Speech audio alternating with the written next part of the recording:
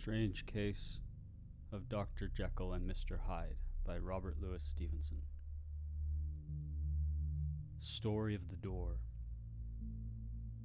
Mr. Utterson the lawyer was a man of a rugged countenance that was never lighted by a smile, cold, scanty, and embarrassed in discourse, backward in sentiment, lean, long, dusty, dreary, and yet somehow lovable.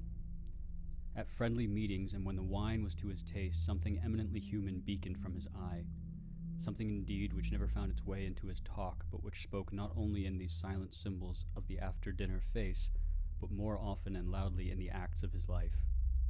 He was austere with himself, drank gin when he was alone to mortify a taste for vintages, and though he enjoyed the theater, had not crossed the doors of one for 20 years. But he had an approved tolerance for others, sometimes wondering, almost with envy, at the high pressure of spirits involved in their misdeeds, and in any extremity inclined to help rather than to reprove. "I incline to Cain's heresy," he used to say quaintly. "I let my brother go to the devil in his own way." In this character it was frequently his fortune to be the last reputable acquaintance and the last good influence in the lives of down-going men. And to such as these, so long as they came about his chambers, he never marked a shade of change in his demeanor. No doubt the feat was easy to Mr. Utterson, for he was undemonstrative at the best, and even his friendship seemed to be founded in a similar catholicity of good nature. It is the mark of a modest man to accept his friendly circle ready-made from the hands of opportunity, and that was the lawyer's way. His friends were those of his own blood, or those whom he had known the longest. His affections, like ivy, were the growth of time. They implied no aptness in the object. Hence, no doubt, the bond that united him to Mr. Richard Enfield, his distant kinsman, the well-known man about town. It was a nut to crack for many what these two could see in each other, or what subject they could find in common. It was reported by those who encountered them in their Sunday walks that they said nothing, looked singularly dull, and would hail with obvious relief the appearance of a friend. For all that, the two men put the greatest store by these excursions, counted them the chief jewel of each week, and not only set aside occasions of pleasure, but even resisted the calls of business, that they might enjoy them uninterrupted. It chanced on one of these rambles that their way led them down a by-street in a busy quarter of London. The street was small, and what is called quiet, but it drove a thriving trade on the weekdays. The inhabitants were all doing well, it seemed, and all emulously hoping to do better still, and laying out the surplus of their gains in coquetry, so that the shop fronts stood along that thoroughfare with an air of invitation, like rows of smiling saleswomen. Even on Sunday, when it veiled its more florid charms and lay comparatively empty of passage, the street shone out in contrast to its dingy neighborhood, like a fire in a forest, and with its freshly painted shutters, well-polished brasses, and general cleanliness and gaiety of note, instantly caught and pleased the eye of the passenger.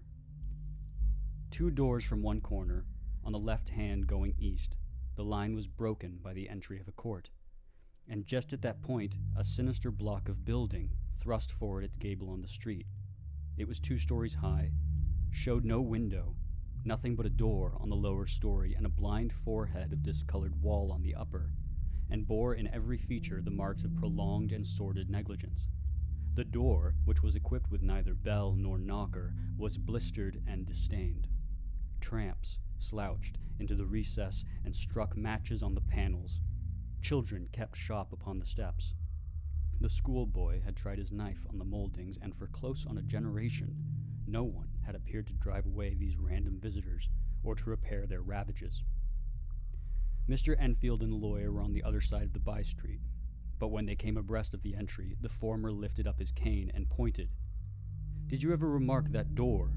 he asked, and when his companion had replied in the affirmative, "It is connected in my mind," added he, "with a very odd story." "Indeed," said Mr. Utterson, with a slight change of voice. "And what was that?" "Well, it was this way," returned Mr. Enfield. "I was coming home from some place at the end of the world, about 3 o'clock of a black winter morning, and my way lay through a part of town where there was literally nothing to be seen but lamps. Street after street, and all the folks asleep, street after street, all lighted up as if for a procession, and all as empty as a church. Till at last I got into that state of mind when a man listens and begins to long for the sight of a policeman.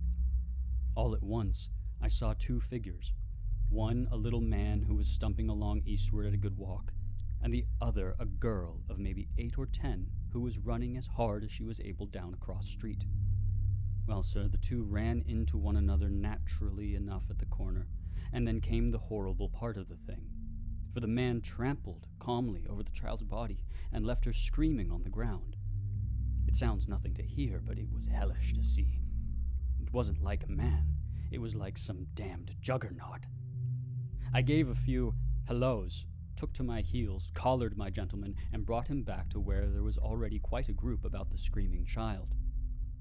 He was perfectly cool and made no resistance, but gave me one look, so ugly that it brought out the sweat on me like running. The people who had turned out were the girl's own family, and pretty soon the doctor for whom she had been sent put in his appearance. Well, the child was not much the worse, more frightened, according to the sawbones, and there you might have supposed would be an end to it. But there was one curious circumstance. I had taken a loathing to my gentleman at first sight. So had the child's family, which was only natural, but the doctor's case was what struck me. He was the usual cut-and-dry apothecary, of no particular age and color, with a strong Edinburgh accent and about as emotional as a bagpipe. Well, sir, he was like the rest of us. Every time he looked at my prisoner, I saw that Sawbones turn sick and white with desire to kill him. I knew what was in his mind, just as he knew what was in mine. And killing being out of the question, we did the next best. We told the man we could and would make such a scandal out of this as should make his name stink from one end of London to the other. If he had any friends or any credit, we undertook that he should lose them. And all the time, as we were pitching it in red hot, we were keeping the women off him as best we could, for they were as wild as harpies. I never saw a circle of such hateful faces. And there was the man in the middle, with a kind of black, sneering coolness. Frightened, too, I could see that. But carrying it off, sir, really like Satan. "If you choose to make capital out of this accident," said he, "I am naturally helpless. No gentleman but wishes to avoid a scene," says he. "Name your figure." Well, we screwed him up to £100 for the child's family. He would have clearly liked to stick out, but there was something about the lot of us that meant mischief, and at last he struck. The next thing was to get the money. And where do you think he carried us but to that place with the door? Whipped out a key, went in, and presently came back with a matter of £10 in gold and a cheque for the balance on Coates's, drawn payable to bearer and signed with a name that I can't mention, though it's one of the points of my story, but it was a name at least very well known and often printed. The figure was stiff, but the signature was good for more than that if it was only genuine. I took the liberty of pointing out to my gentleman that the whole business looked apocryphal, and that a man does not, in real life, walk into a cellar door at 4 a.m. and come out with another man's cheque for close upon £100. But he was quite easy and sneering. "Set your mind at rest," says he. "I will stay with you till the bank's open and cash the cheque myself." So we all set off, the doctor and the child's father, and our friend and myself, and passed the rest of the night in my chambers. And next day, when we had breakfasted, went in a body to the bank. I gave in the cheque myself and said I had every reason to believe it was a forgery. Not a bit of it. The cheque was genuine. "Tut, tut," said Mr. Utterson. "I see you feel as I do," said Mr. Enfield. "Yes, it's a bad story, for my man was a fellow that nobody could have to do with. A really damnable man. And the person that drew the cheque is the very pink of the proprieties, celebrated too, and, what makes it worse, one of your fellows who do what they call good. Blackmail, I suppose, an honest man paying through the nose for some of the capers of his youth. Blackmail House is what I call the place with the door in consequence, though even that, you know, is far from explaining all," he added, and with the words fell into a vein of musing. From this he was recalled by Mr. Utterson, asking rather suddenly, "And you don't know if the drawer of the cheque lives there?" "A likely place, isn't it?" returned Mr. Enfield. "But I happen to have noticed his address. He lives in some square or other." "And you never asked about the place with the door?" said Mr. Utterson. "No, sir. I had a delicacy," was the reply. "I feel very strongly about putting questions. It partakes too much of the style of the day, of judgment. You start a question, and it's like starting a stone. You sit quietly on the top of a hill, and away the stone goes, starting others, and presently some bland old bird, the last you would have thought of, is knocked on the head in his own back garden, and the family have to change their name. No, sir. I make it a rule of mine, the more it looks like Queer Street, the less I ask." "A very good rule, too," said the lawyer. "But I have studied the place for myself," continued Mr. Enfield. "It seems scarcely a house. There is no other door, and nobody goes in or out of that one but, once in a great while, the gentleman of my adventure.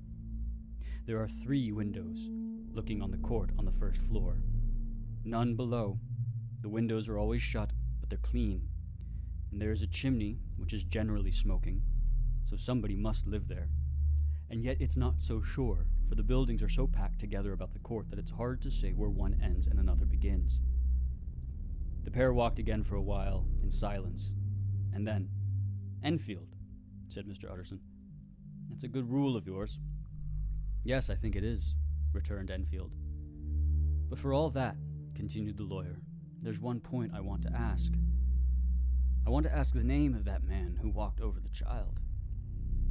"Well," said Mr. Enfield, "I can't see what harm it would do. It was a man of the name of Hyde." Said Mr. Utterson. "What sort of a man is he to see?" "He is not easy to describe. There is something wrong with his appearance, something displeasing, something downright detestable. I never saw a man I so disliked, and yet I scarce know why. He must be deformed somewhere. He gives a strong feeling of deformity, although I couldn't specify the point. He's an extraordinary-looking man, and yet I really can name nothing out of the way. No, sir, I can make no hand of it. I can't describe him. And it's not want of memory, for I declare I can see him this moment." Mr. Utterson again walked some way in silence, and obviously under a weight of consideration. "You are sure he used a key?" he inquired at last. "My dear sir," began Enfield, surprised out of himself. "Yes, I know," said Utterson. "I know it must seem strange. The fact is, if I do not ask you the name of the other party, it is because I know it already. You see, Richard, your tale has gone home. If you have been inexact in any point, you had better correct it." "I think you might have warned me," returned the other with a touch of sullenness. "But I have been pedantically exact, as you call it. The fellow had a key, and what's more, he has it still. I saw him use it not a week ago." Mr. Utterson sighed deeply, but said never a word, and the young man presently resumed. "Here is another lesson to say nothing," said he. "I am ashamed of my long tongue.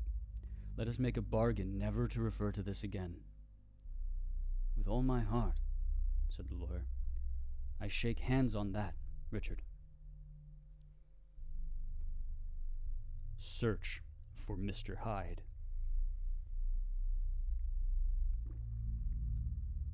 That evening, Mr. Utterson came home to his bachelor house in somber spirits and sat down to dinner without relish. It was his custom of a Sunday, when this meal was over, to sit close by the fire, a volume of some dry divinity on his reading desk, until the clock of the neighboring church rang out the hour of 12, when he would go soberly and gratefully to bed. On this night, however, as soon as the cloth was taken away, he took up a candle and went into his business room. There he opened his safe, took from the most private part of it a document endorsed on the envelope as Dr. Jekyll's will, and sat down with a clouded brow to study its contents. The will was holograph, for Mr. Utterson, though he took charge of it now that it was made, had refused to lend the least assistance in the making of it, It provided not only that, in case of the decease of Henry Jekyll, M.D., D.C.L., L.L.D., F.R.S., etc., all his possessions were to pass into the hands of his, quote, friend and benefactor, Edward Hyde.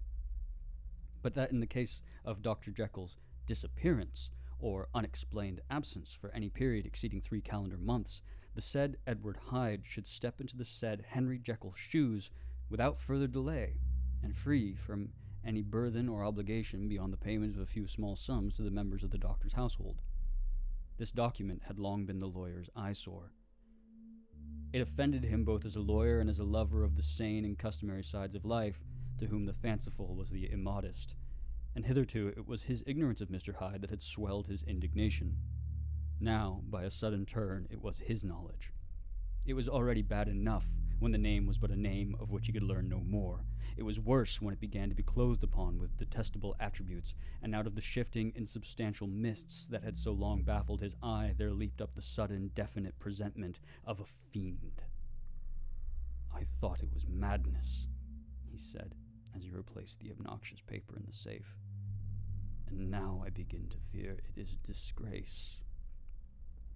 With that he blew out his candle, put on a greatcoat, and set forth in the direction of Cavendish Square, that citadel of medicine where his friend, the great Dr. Lanyon, had his house and received his crowding patients. If anyone knows, it will be Lanyon, he had thought. The solemn butler knew and welcomed him.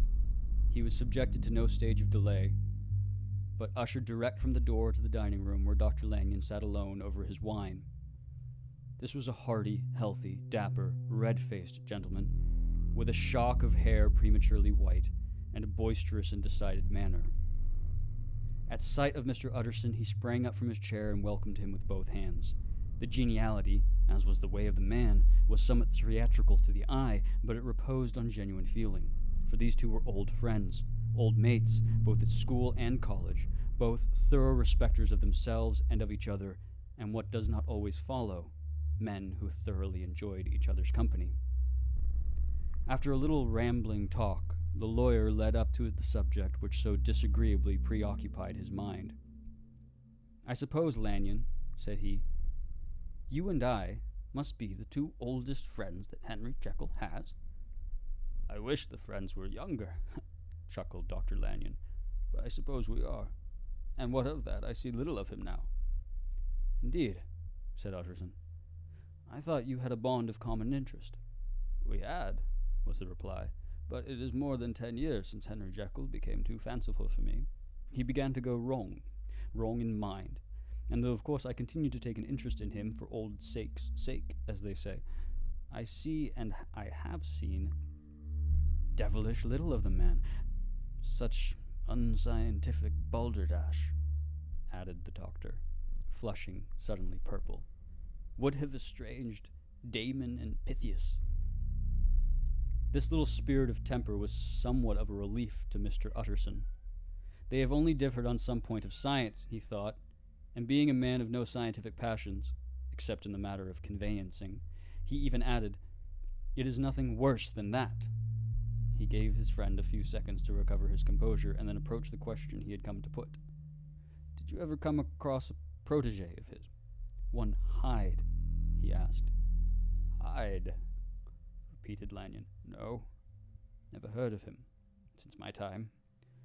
That was the amount of information that the lawyer carried back with him to the great dark bed on which he tossed to and fro, until the small hours of the morning began to grow large. It was a night of little ease to his toiling mind, toiling in mere darkness and besieged by questions. 6 o'clock struck on the bells of the church that was so conveniently near to Mr. Utterson's dwelling, and still he was digging at the problem. Hitherto it had touched him on the intellectual side alone, but now his imagination also was engaged, or rather enslaved, and as he lay and tossed in the gross darkness of the night and the curtained room, Mr. Enfield's tale went by before his mind in a scroll of lighted pictures. He would be aware of the great field of lamps of a nocturnal city, then of the figure of a man walking swiftly, then of a child running from the doctors, and then these met, and that human juggernaut trod the child down and passed on regardless of her screams. or else he would see a room in a rich house where his friend lay asleep, dreaming and smiling at his dreams, and then the door of that room would be opened, the curtains of the bed plucked apart, the sleeper recalled, and lo, there would stand by his side a figure to whom power was given, and even at that dead hour he must rise and do its bidding. The figure in these two phases haunted the lawyer all night, and if at any time he dozed over, it was but to see it glide more stealthily through sleeping houses, or move the more swiftly and still the more swiftly, even to dizziness, through wider labyrinths of lamp-lighted city, and at every street corner crush a child and leave her screaming. And still, the figure had no face by which he might know it. Even in his dreams it had no face, or one that baffled him and melted before his eyes. And thus it was that there sprang up and grew apace in the lawyer's mind a singularly strong, almost an inordinate curiosity to behold the features of the real Mr. Hyde. If he could but once set eyes on him, he thought the mystery would lighten and perhaps roll altogether away, as was the habit of mysterious things when well examined.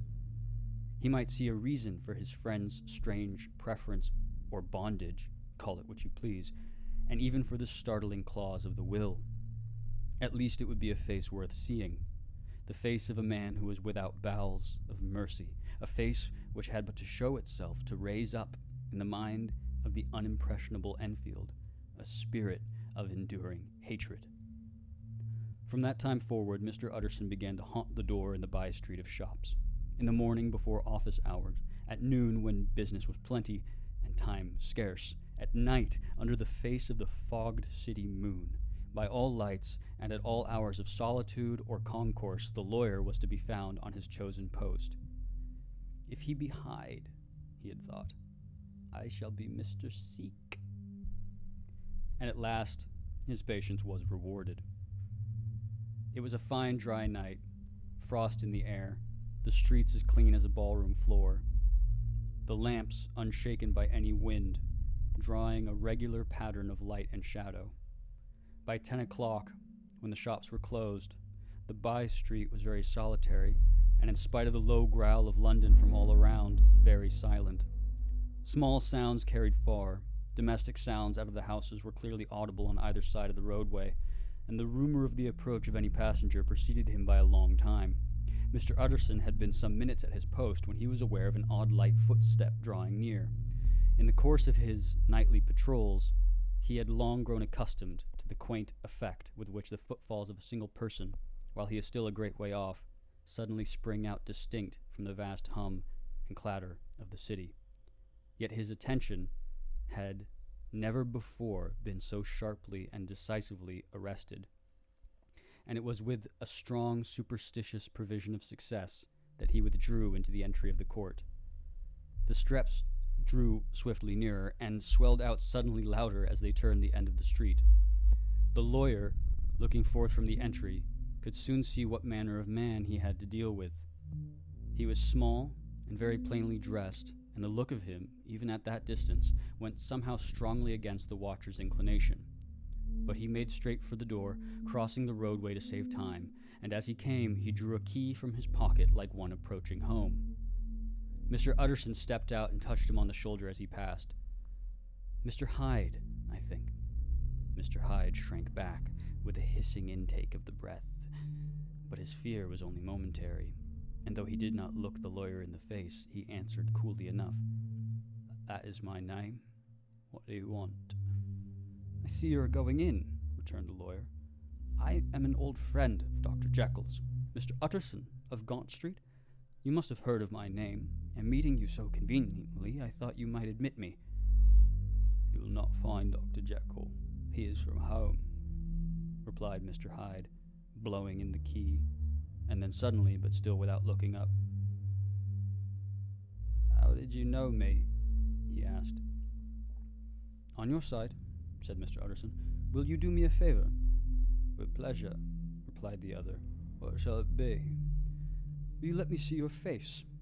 Asked the lawyer. Mr. Hyde appeared to hesitate, and then, as if upon some sudden reflection, fronted about with an air of defiance, and the pair stared at each other pretty fixedly for a few seconds. "Now I shall know you again," said Mr. Utterson. "It may be useful." "Yes," returned Mr. Hyde. "It is as well we have met, and apropos, you should have my address."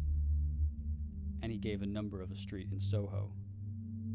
"Good God," thought Mr. Utterson. "Can he, too, have been thinking of the will?" But he kept his feelings to himself and only grunted in acknowledgment of the address.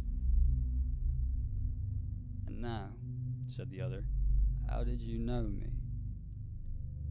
"By description," was the reply. "Whose description?" "We have common friends," said Mr. Utterson. "Common friends," echoed Mr. Hyde, a little hoarsely. "Who are they?" "Jekyll, for instance," said the lawyer. "He never told you?" cried Mr. Hyde, with a flush of anger. "I did not think you would have lied." "Come," said Mr. Utterson, "that is not fitting language."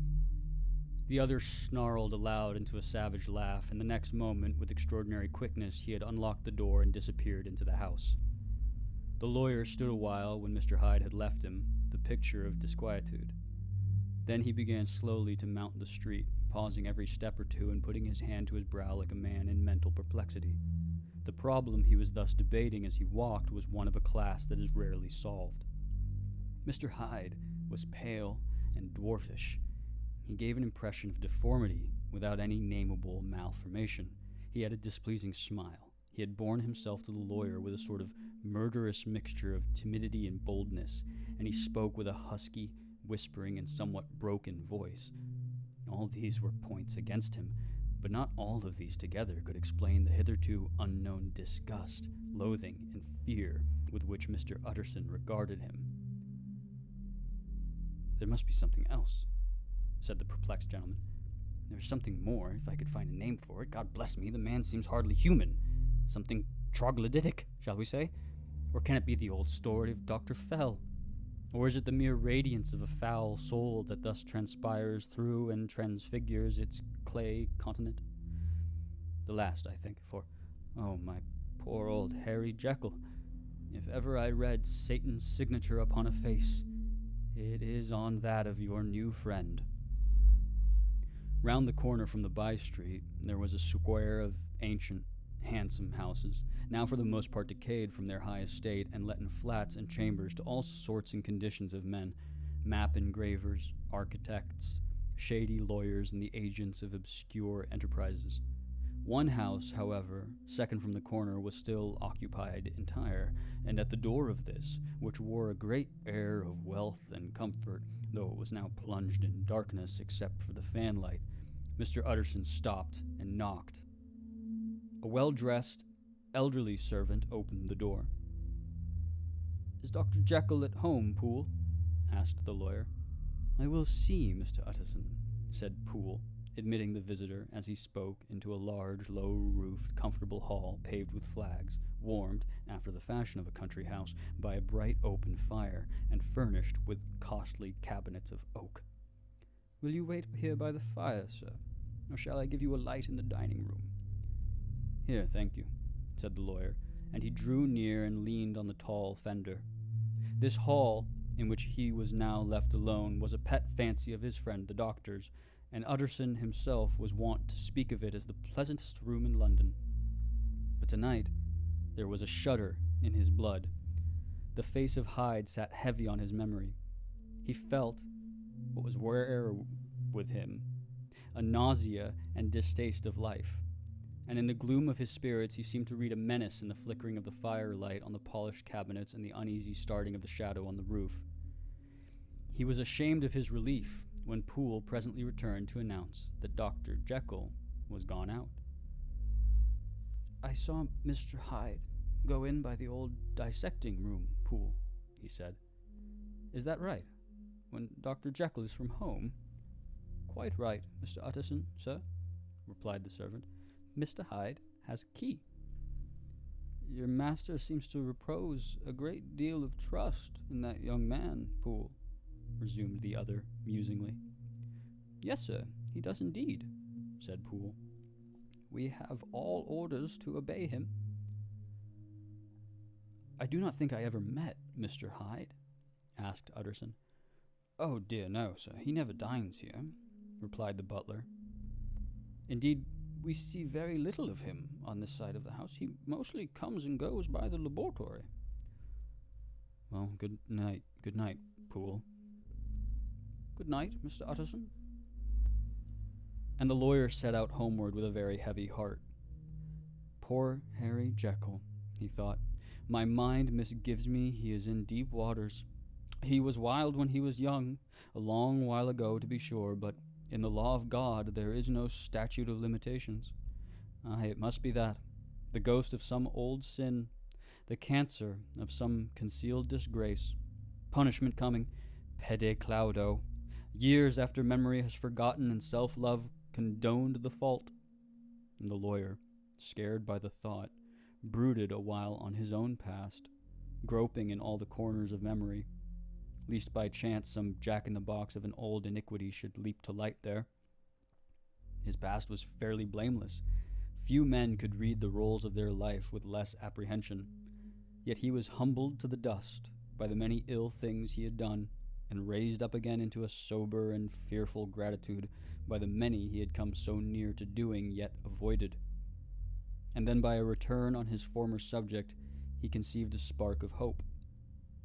This Master Hyde, if he were studied, thought he, must have secrets of his own, black secrets, by the look of him, secrets compared to which poor Jekyll's worst would be like sunshine. Things cannot continue as they are. It turns me cold to think of this creature stealing like a thief to Harry's bedside. Poor Harry! What awakening! And the danger of it. For if this Hyde suspects the existence of the will, he may grow impatient to inherit. Aye, I must put my shoulders to the wheel, if Jekyll will but let me, he added. If Jekyll will only let me. For once more he saw before his mind's eye, as clear as transparency, the strange clauses of the will. Dr. Jekyll was quite at ease. A fortnight later, by excellent good fortune, the doctor gave one of his pleasant dinners to some 5 or 6 old cronies, all intelligent, reputable men, and all judges of good wine. And Mr. Utterson so contrived that he remained behind after the others had departed.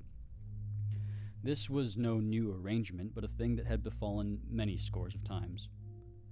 Where Utterson was liked, he was liked well.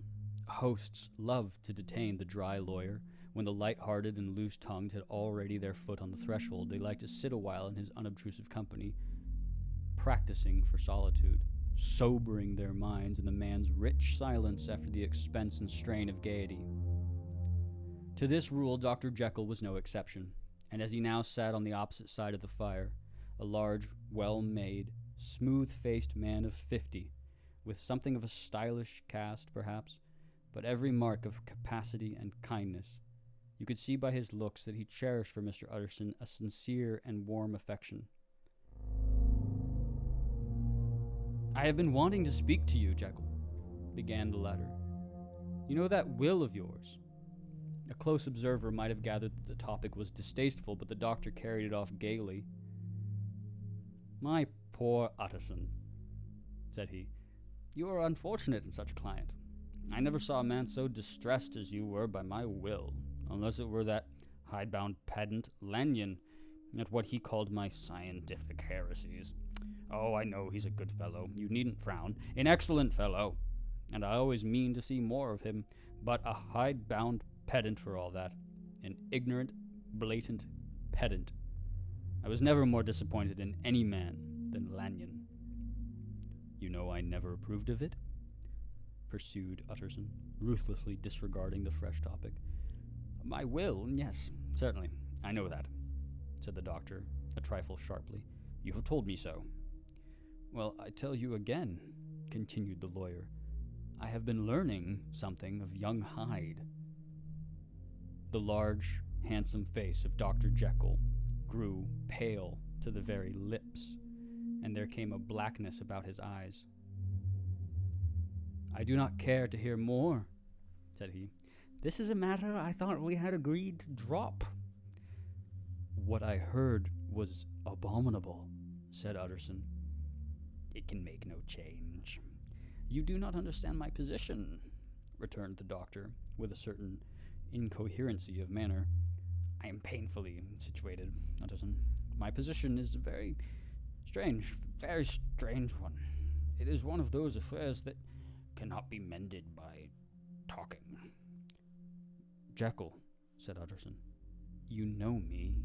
I am a man to be trusted. Make a clean breast of this in confidence, and I make no doubt I can get you out of it." "My good Utterson," said the doctor, "this is very good of you. This is downright good of you, and I cannot find words to thank you in. I believe you fully. I would trust you before any man alive, aye, before myself, if I could make the choice, but indeed it isn't what you fancy. It is not as bad as that, and just to put your good heart at rest, I will tell you one thing. The moment I choose, I can be rid of Mr. Hyde. I give you my hand upon that, and I thank you again and again, and I will just add one little word, Utterson, that I'm sure you'll take in good part.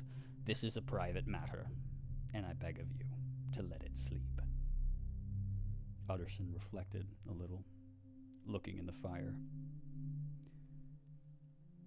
"I have no doubt you are perfectly right," he said at last, getting to his feet. "Well, but since we have touched upon this business, and for the last time, I hope," continued the doctor, "there is one point I should like you to understand. I have really a very great interest in poor Hyde. I know you have seen him. He told me so, and I fear he was rude. But I do sincerely take a very great interest in that young man. And if I am taken away, Utterson, I wish you to promise me that you will bear with him and get his rights for him. I think you would, if you knew all, and it would be a weight off my mind, if you would promise." "I can't pretend that I shall ever like him," said the lawyer. "I don't ask that," pleaded Jekyll, laying his hand upon the other's arm. "I only ask for justice. I only ask you to help him for my sake when I am no longer here." Utterson heaved an irrepressible sigh. "Well," said he, "I promise." The Carew Murder Case.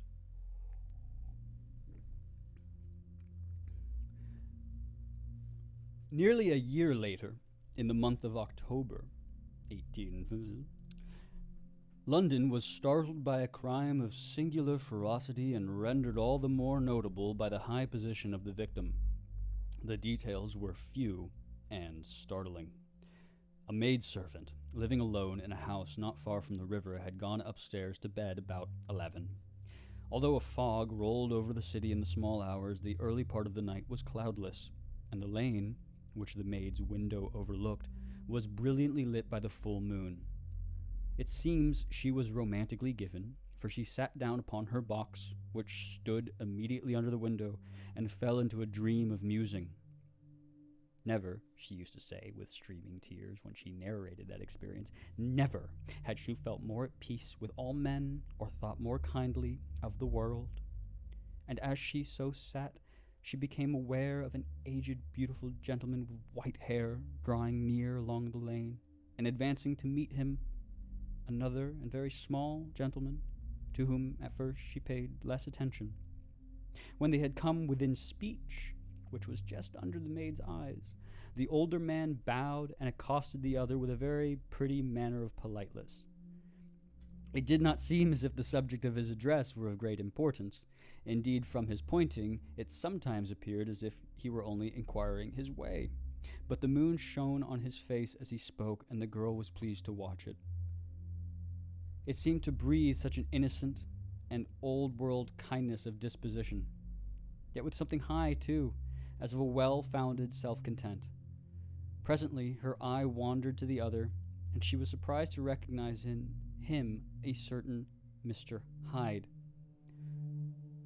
who had once visited her master and for whom she had conceived a dislike. He had in his hand a heavy cane with which he was trifling, but he answered never a word, and seemed to listen with an ill-contained impatience. And then all of a sudden he broke out in a great flame of anger, stamping with his foot, brandishing the cane, and carrying on, as the maid described it, like a madman. The old gentleman took a step back, with the air of one very much surprised and a trifle hurt, and at that Mr. Hyde broke out of all bounds and clubbed him to the earth. And next moment, with ape-like fury, he was trampling his victim underfoot and hailing down a storm of blows under which the bones were audibly shattered and the body jumped upon the roadway. At the horror of these sights and sounds, the maid fainted. It was 2:00 when she came to herself and called for the police. The murderer was gone long ago, but there lay his victim in the middle of the lane, incredibly mangled.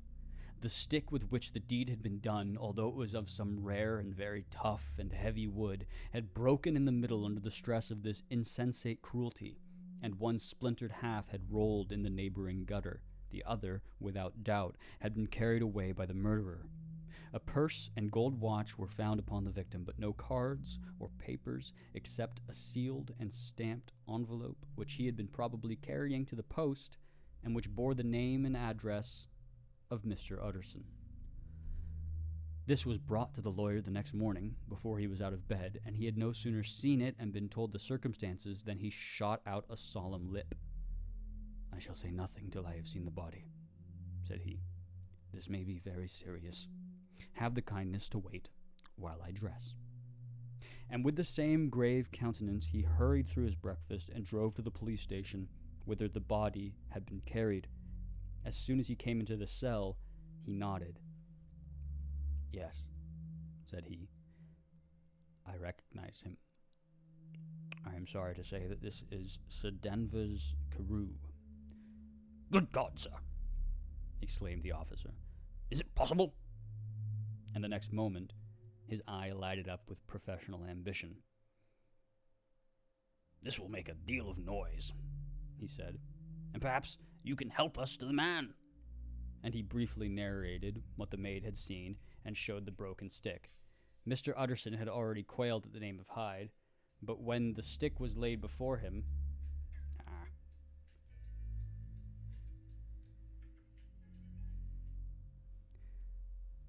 Mr. Utterson had already quailed at the name of Hyde, but when the stick was laid before him, he could doubt no longer. Broken and battered as it was, he recognized it for one that he had himself presented many years before to Henry Jekyll. "Is this Mr. Hyde a person of small stature?" he inquired. "Particularly small, and particularly wicked-looking, is what the maid calls him," said the officer. Mr. Utterson reflected, and then, raising his head, "If you will come with me in my cab, I think I can take you to his house." It was by this time about 9 in the morning, and the first fog of the season. A great chocolate-colored pall lowered over heaven, but the wind was continually charging and routing these embattled vapors, so that as the cab crawled from street to street, Mr. Utterson beheld a marvelous number of degrees and hues of twilight. For here it would be dark, like the back end of evening, and there would be a glow of a rich, lurid brown, like the light of some strange conflagration, and here, for a moment, the fog would be quite broken up, and a haggard shaft of daylight would glance in between the swirling wreaths. The dismal quarter of Soho, seen under these changing glimpses, with its muddy ways and slatternly passengers, and its lamps which had never been extinguished or had been kindled afresh to combat this mournful reinvasion of darkness, seemed, as in the lawyer's eyes, like a district of some city in a nightmare. The thoughts of his mind, besides, were of the gloomiest dye, and when he glanced at the companion of his drive, he was conscious of some touch of that terror of the law and the law's officers which may at times assail the most honest. As the cab drew up before the address indicated,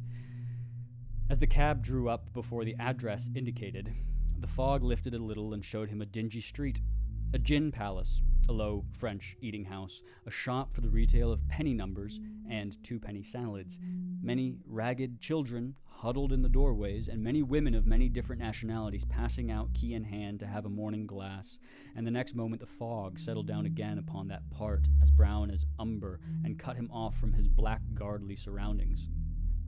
This was the home of Henry Jekyll's favorite, of a man who was heir to 250,000 sterling.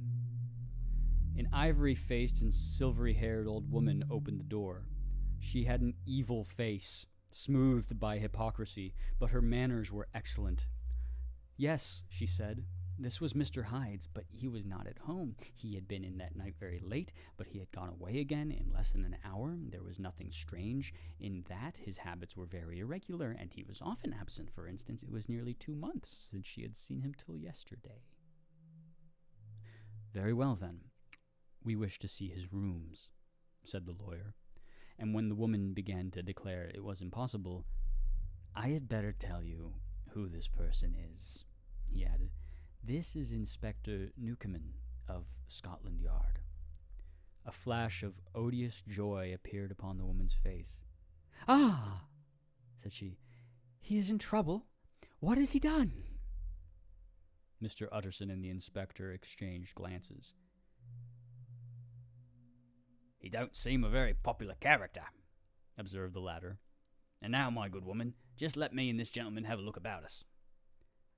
In the whole extent of the house, which but for the old woman remained otherwise empty, Mr. Hyde had only used a couple of rooms, but these were furnished with luxury and good taste.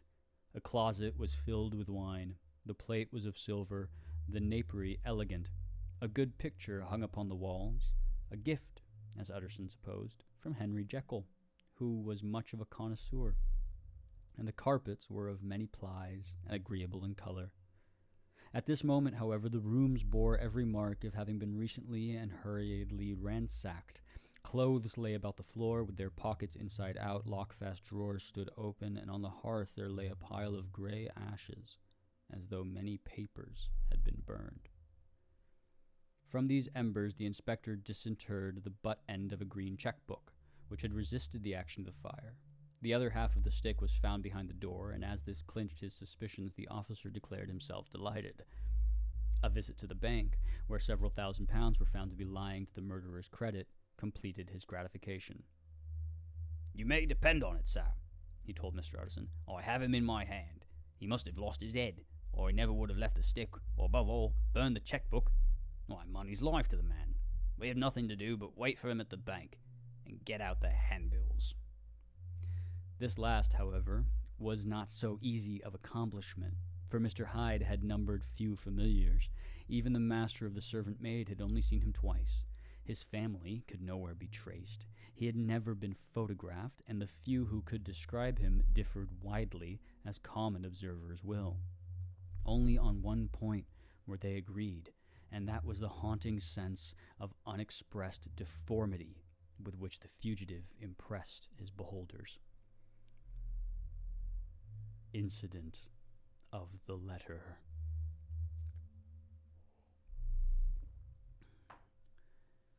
It was late in the afternoon when Mr. Utterson found his way to Dr. Jekyll's door, where he was at once admitted by Poole and carried down by the kitchen offices and across a yard which had once been a garden to the building which was indifferently known as the laboratory or dissecting rooms.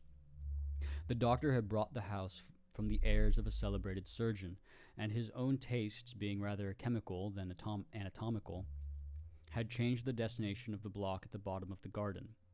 It was the first time that the lawyer had been received in that part of his friend's quarters, and he eyed the dingy, windowless structure with curiosity, and gazed round with a distasteful sense of strangeness as he crossed the theatre, once crowded with eager students and now lying gaunt and silent, the tables laden with chemical apparatus, the floor strewn with crates and littered with packing straw, and the light falling dimly through the foggy cupola. At the further end, a flight of stairs mounted to a door covered with red baize, and through this Mr. Utterson was at last received into the doctor's cabinet.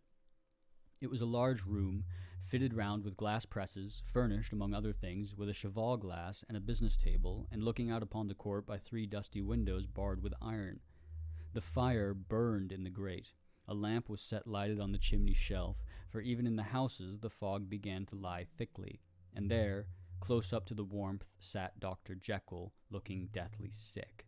He did not rise to meet his visitor, but held out a cold hand and bade him welcome in a changed voice. "And now," said Mr. Utterson, as soon as Poole had left them, "you have heard the news?" The doctor shuddered. "They were crying it in the square," he said. "I heard them in my dining room." "One word," said the lawyer. "Carew was my client, but so are you, and I want to know what I am doing. You have not been mad enough to hide this fellow?" "Utterson, I swear to God," cried the doctor, "I swear to God, I will never set eyes on him again. I bind my honor to you that I am done with him in this world. It is all at an end. And indeed, he does not want my help. You do not know him as I do. He is safe. He is quite safe. Mark my words, he will never more be heard of." The lawyer listened gloomily. He did not like his friend's feverish manner. "You seem pretty sure of him," said he, "and for your sake I hope you may be right. If it came to a trial, your name might appear." I am quite sure of him," replied Jekyll. "I have grounds for certainty that I cannot share with anyone. But there is one thing on which you may advise me. I have received a letter, and I am at a loss whether I should show it to the police.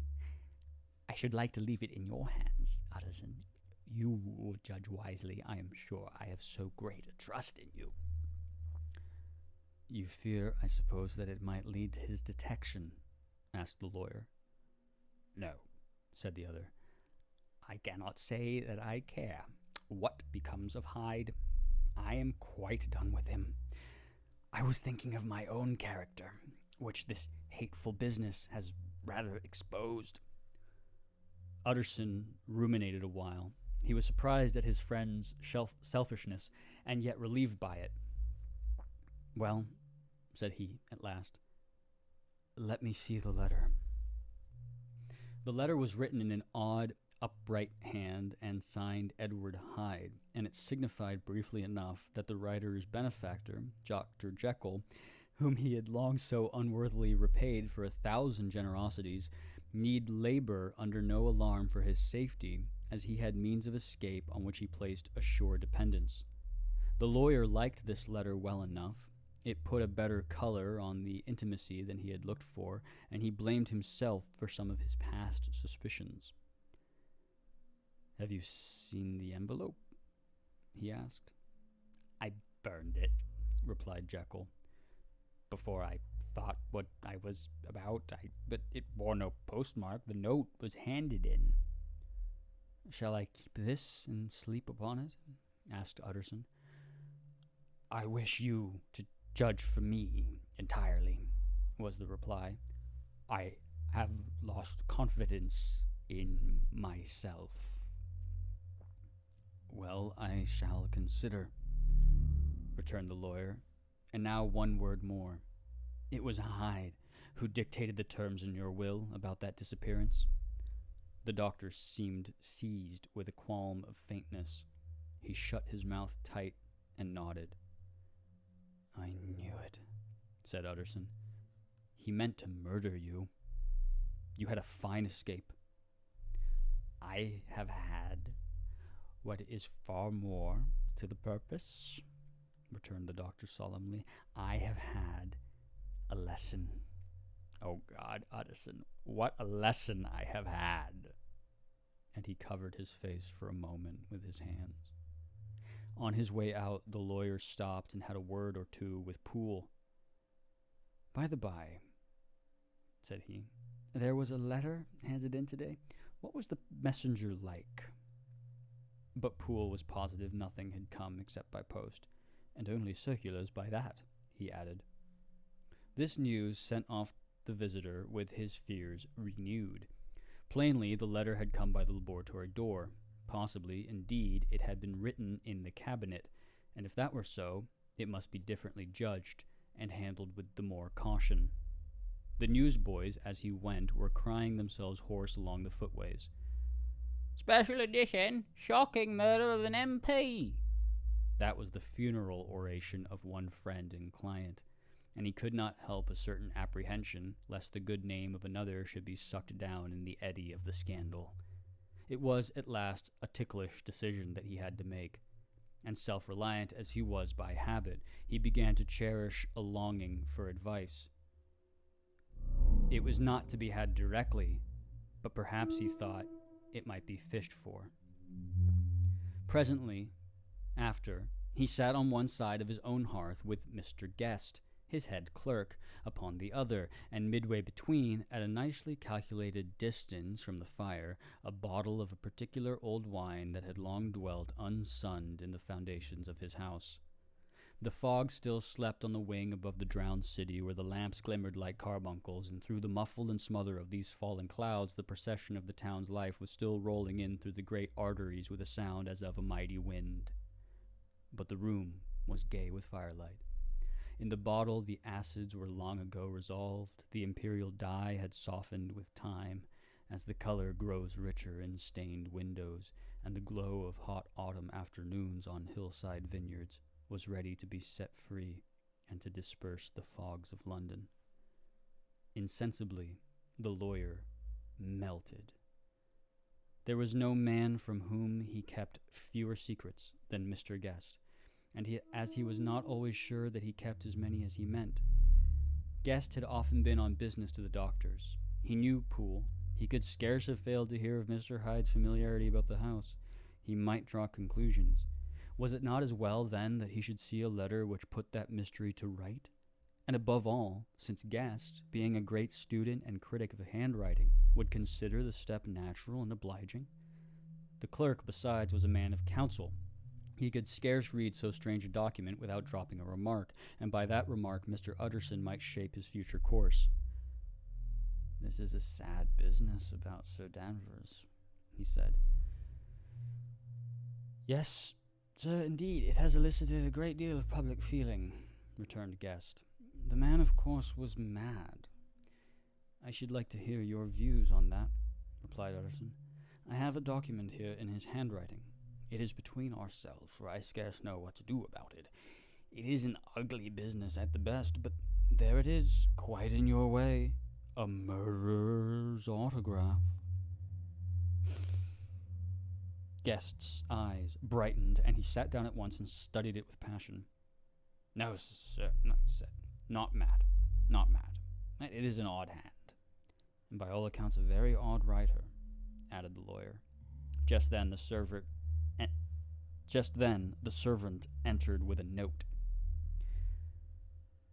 "Is that from Dr. Jekyll, sir?" inquired the clerk. "I thought I knew the writing. Anything private, Mr. Utterson?" "Only an invitation to dinner. Why? Do you want to see it?" "One moment. I thank you, sir." And the clerk laid the 2 sheets of paper alongside and sedulously compared their contents. "Thank you, sir," he said at last, returning both. "It's a very interesting autograph." There was a pause during which Mr. Utterson struggled with himself. "Why did you compare them, Guest?" he inquired suddenly. "Well, sir," returned the clerk, "there's a rather singular resemblance. The 2 hands are, in many points, identical, only differently sloped." "Rather quaint," said Utterson. "It is, as you say, rather quaint," returned Guest. "I wouldn't speak of this note, you know," said the master. "No, sir," said the clerk. "I understand." But no sooner was Mr. Utterson alone that night than he locked the note into his safe, where it reposed from that time forward. "What?" he thought. Henry Jekyll forge for a murderer? And his blood ran cold in his veins.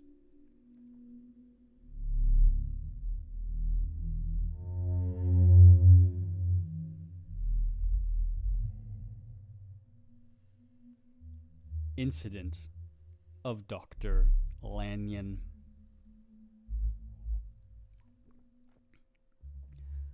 Time ran on. Thousands of pounds were offered in reward for the death of Sir Danvers was resented as a public injury. But Mr. Hyde had disappeared out of the ken of the police as though he had never existed. Much of his past was unearthed, indeed, and all disreputable. Tales came out of the man's cruelty, at once so callous and violent, of his vile life, of his strange associates, of the hatred that seemed to have surrounded his career, but of his present whereabouts, not a whisper. From the time he had left the house in Soho on the morning of the murder, he was simply blotted out, and gradually, as time drew on, Mr. Utterson began to recover from the hotness of his alarm, and to grow more at quiet with himself. The death of Sir Danvers was, to his way of thinking, more than paid for by the disappearance of Mr. Hyde. Now that that evil influence had been withdrawn, a new life began for Dr. Jekyll. He came out of his seclusion, renewed relations with his friends, became once more their familiar guest and entertainer, and whilst he had always been known for charities, he was now no less distinguished for religion. He was busy. He was much in the open air. He did good. His face seemed to open and brighten, as if with an inward consciousness of service, and for more than 2 months, the doctor was at peace. On the 8th of January, Utterson had dined at the doctor's with a small party. Lanyon had been there, and the face of the host had looked from one to the other as in the old days when the trio were inseparable friends. On the 12th, and again on the 14th, the door was shut against the lawyer. The doctor was confined to the house, Poole said, and saw no one. On the 15th, he tried again, and was again refused, and having now been used for the last 2 months to see his friend almost daily, he found this return of solitude to weigh upon his spirits. The 5th night he had in guest to dine with him, and the 6th he betook himself to Dr. Lanyon's. There at least he was not denied admittance, but when he came in he was shocked at the change which had taken place in the doctor's appearance. He had his death warrant written legibly upon his face. The rosy man had grown pale, his flesh had fallen away. He was visibly balder and older, and yet it was not so much these tokens of a swift physical decay that arrested the lawyer's notice, as a look in the eye and quality of manner that seemed to testify to some deep-seated terror of the mind. It was unlikely that the doctor should fear death, and yet that was what Utterson was tempted to suspect. Yes, he thought, he is a doctor. He must know his own state, and that his days are counted, and the knowledge is more than he can bear. And yet when Utterson remarked on his ill looks, it was with an air of great firmness that Lanyon declared himself a doomed man. I have had a shock, he said, and I shall never recover. It is a question of weeks. Life has been pleasant. I liked it. Yes, sir, I used to like it. I sometimes think if we knew all, we should be more glad to get away.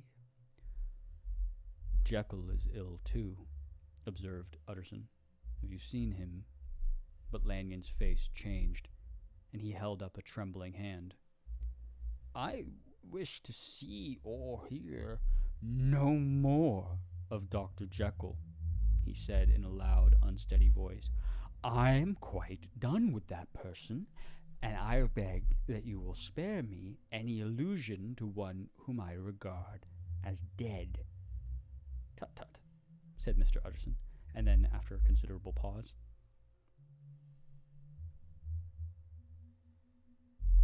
Can't I do anything? He inquired. We are 3 very old friends, Lanyon. We shall not live to make others. Nothing can be done, returned Lanyon. Ask himself. He will not see me, said the lawyer.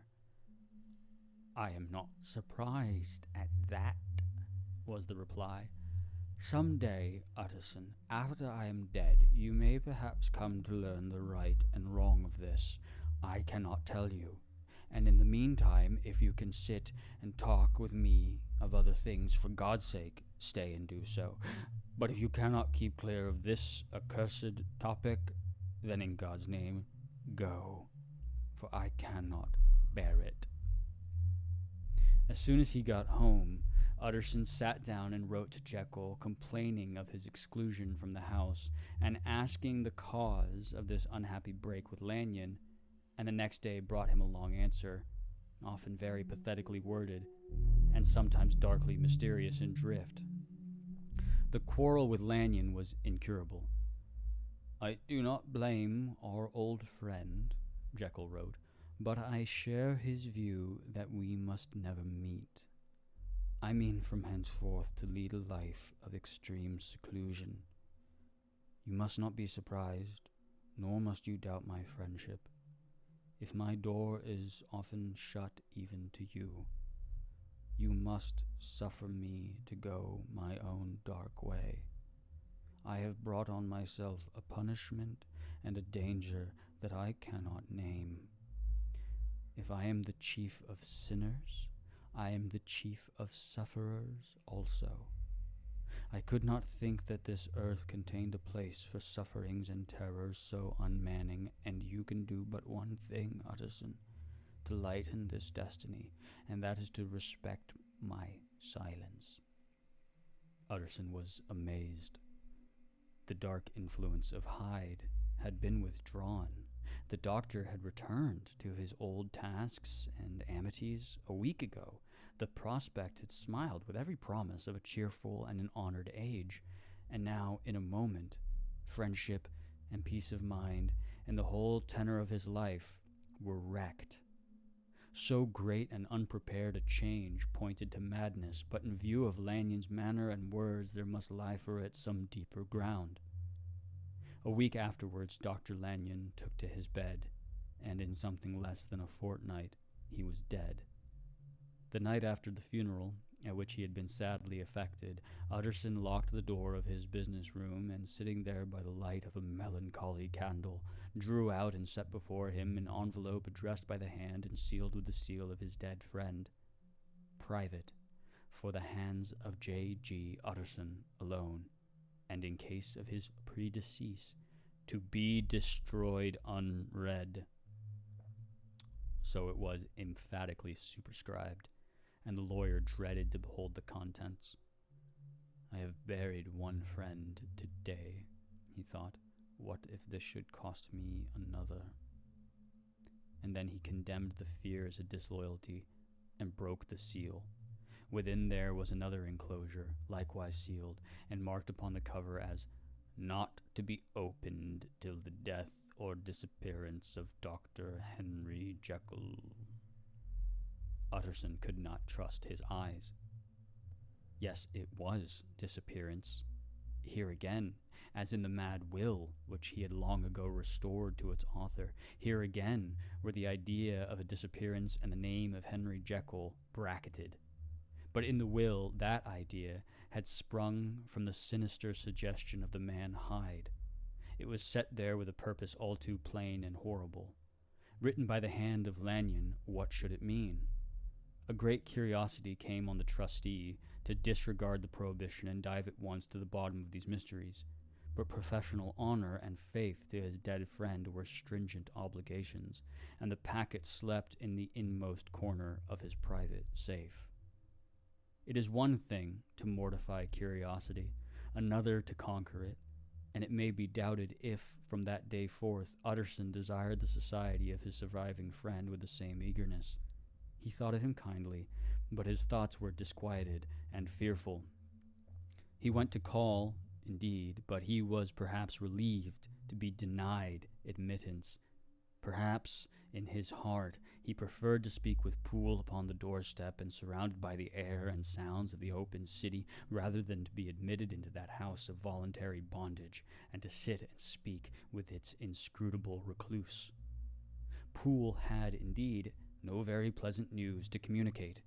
The doctor, it appeared, now more than ever, confined himself to the cabinet over the laboratory where he would sometimes even sleep. He was out of spirits. He had grown very silent. He did not read. It seemed as if he had something on his mind.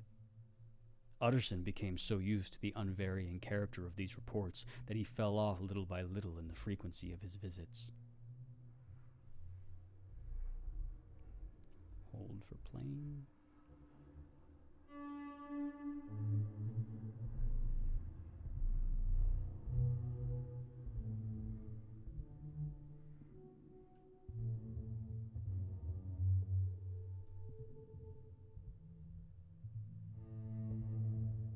Incident at the window.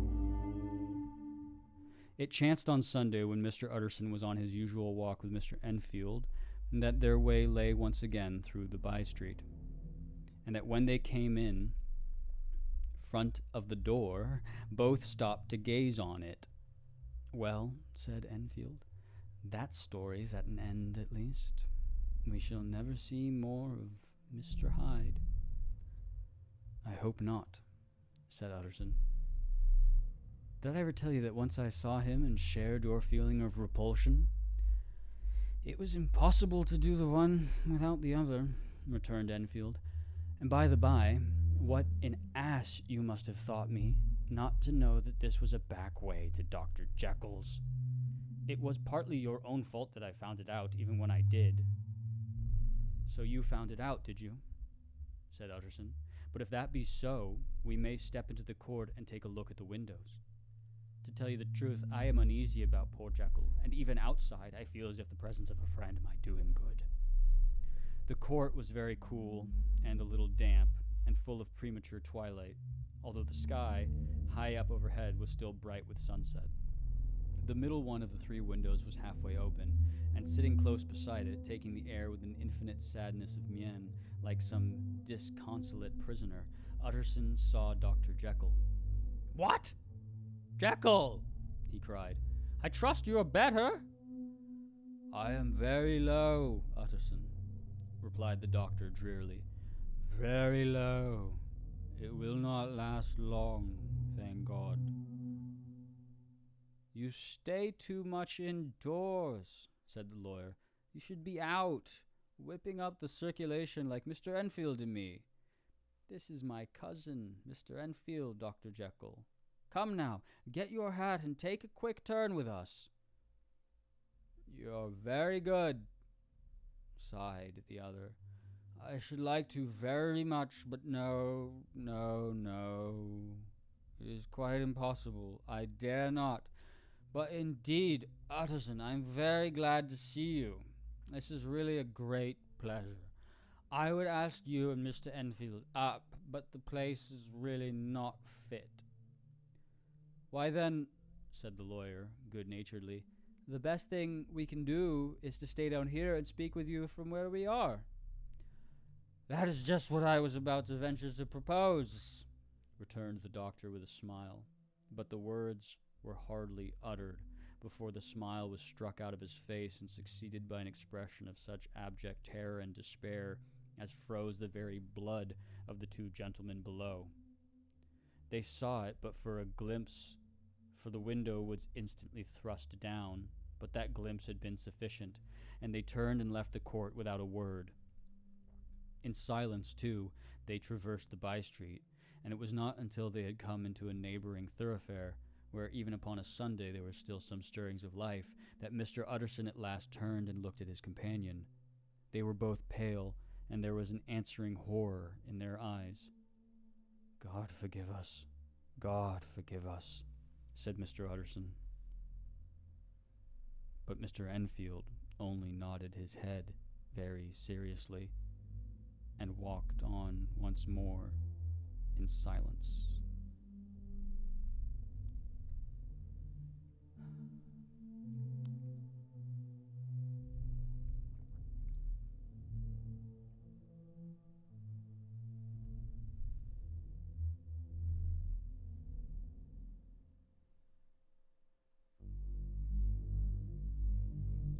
The last night. Mr. Utterson was sitting by his fireside one evening after dinner when he was surprised to receive a visit from Poole. "Bless me, Poole, what brings you here?" he cried, and then taking a second look at him, "What ails you?" he added. "Is the doctor ill?" "Mr. Utterson," said the man, "there is something wrong." "Take a seat, and here is a glass of wine for you," said the lawyer. "Now, take your time, and tell me plainly what you want." "You know the doctor's ways, sir," replied Poole, "and how he shuts himself up. Well, he's shut up again in the cabinet, and I don't like it, sir. I wish I may die if I like it. Mr. Utterson, sir, I'm afraid." "Now, my good man," said the lawyer, "be explicit. What are you afraid of?" "I've been afraid for about a week," returned Poole, doggedly disregarding the question, "and I can bear it no more." The man's appearance amply bore out his words. His manner was altered for the worse, and except for the moment when he had first announced his terror, he had not once looked the lawyer in the face. Even now he sat with a glass of wine untasted on his knee, and his eyes directed to a corner of the floor. "I can bear it no more," he repeated. "Come," said the lawyer, "I see you have some good reason, Poole. I see there is something seriously amiss. Try to tell me what it is." "I think there's been foul play," said Poole hoarsely. "Foul play!" cried the lawyer, a good deal frightened and rather inclined to be irritated in consequence. "What foul play? What does the man mean?" "I daren't say, sir," was the answer, "but will you come along with me and see for yourself?" Mr. Utterson's only answer was to rise and get his hat and great coat, but he observed with wonder the greatness of the relief that appeared upon the butler's face, and perhaps with no less that the wine was still untasted when he set it down to follow. It was a wild, cold, seasonable night of March, with a pale moon lying on her back as though the wind had tilted her, and flying wrack of the most diaphanous and lawny texture. The wind made talking difficult, and flecked the blood into the face. It seemed to have swept the streets unusually bare of passengers, besides, for Mr. Utterson thought he had never seen that part of London so deserted. He could have wished it otherwise. Never in his life had he been conscious of so sharp a wish to see and touch his fellow creatures. For, struggle as he might, there was borne in upon his mind a crushing anticipation of calamity. The square, when they got there, was full of wind and dust, and the thin trees in the garden were lashing themselves along the railing. Poole, who had kept all the way a pace or two ahead, now pulled up in the middle of the pavement, and in spite of the biting weather, took off his hat and mopped his brow with a red pocket handkerchief. But for all the hurry of his coming, there were not the dews of exertion that he wiped away, but the moisture of some strangling anguish, for his face was white, and his voice, when he spoke, harsh and broken. "Well, sir," he said, "here we are, and God grant there be nothing wrong." "Amen, Poole," said the lawyer. Thereupon the servant knocked in a very guarded manner. The door was opened on the chain, and a voice asked from within, "Is that you, Poole?" "It's all right," said Poole. "Open the door." The hall, when they entered it, was brightly lighted up.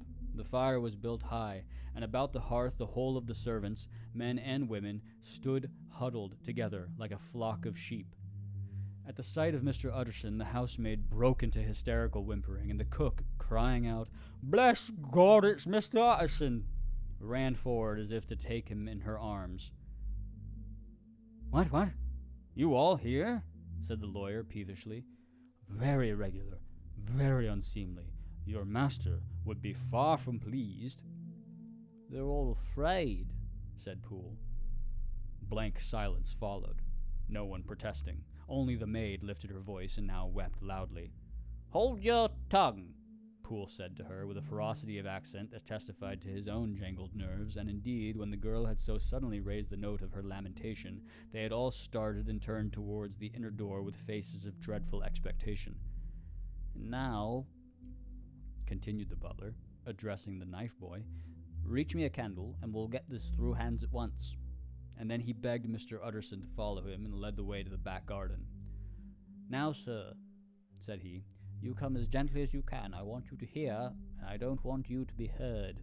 And see here, sir, if by any chance he was to ask you in, don't go."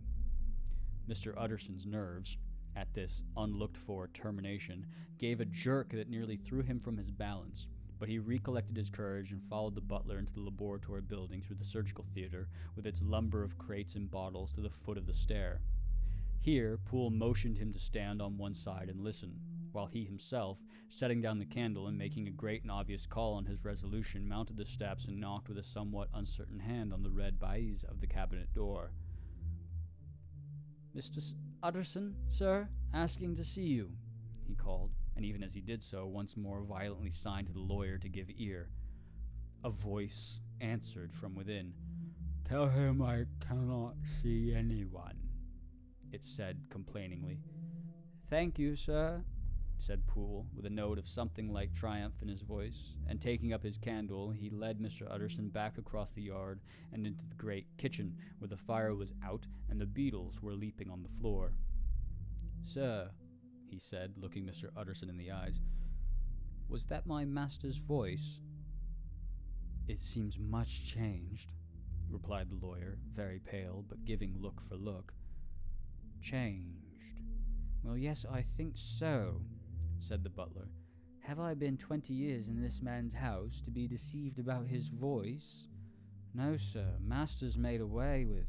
He was made away with 8 days ago when we heard him cry out upon the name of God. And who's in there instead of him, and why it stays there is a thing that cries to heaven, Mr. Utterson." "This is a very strange tale, Poole. This is rather a wild tale, my man," said Mr. Utterson, biting his finger. "Suppose it were as you suppose, supposing Dr. Jekyll to have been, murdered. What could induce the murderer to stay? That won't hold water. It doesn't commend itself to reason."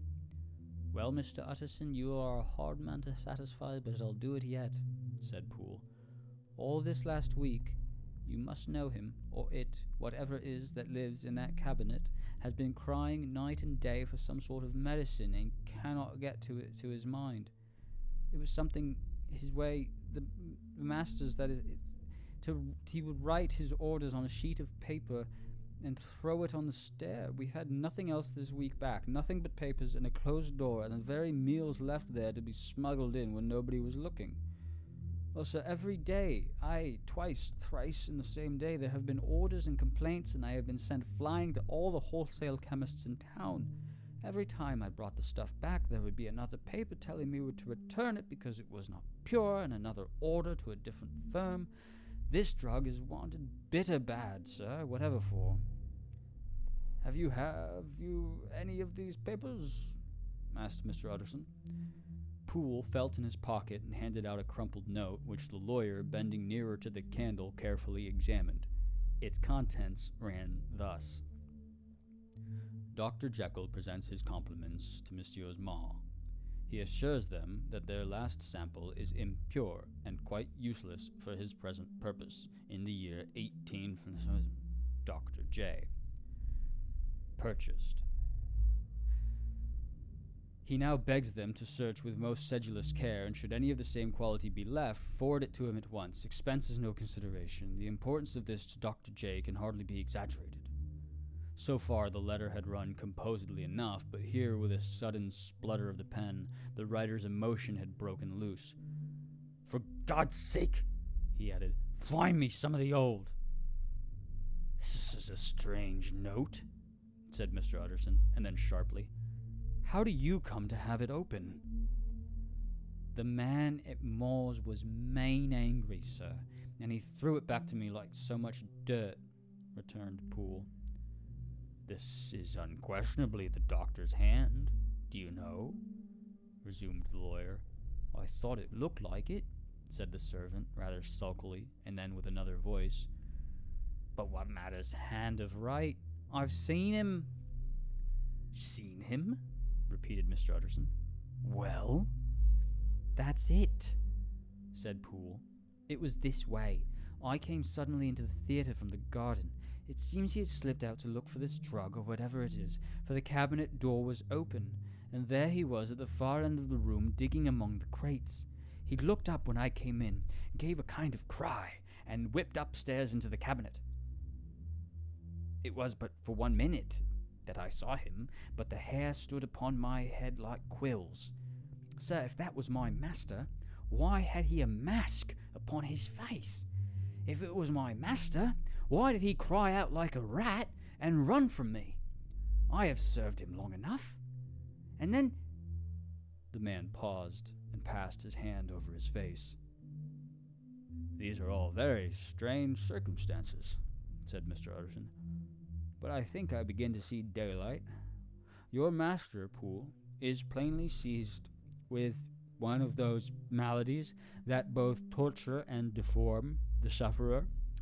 Hence, for aught I know, the alteration of his voice, hence the mask and the avoidance of his friends, hence his eagerness to find this drug, by means of which the poor soul retains some hope of ultimate recovery.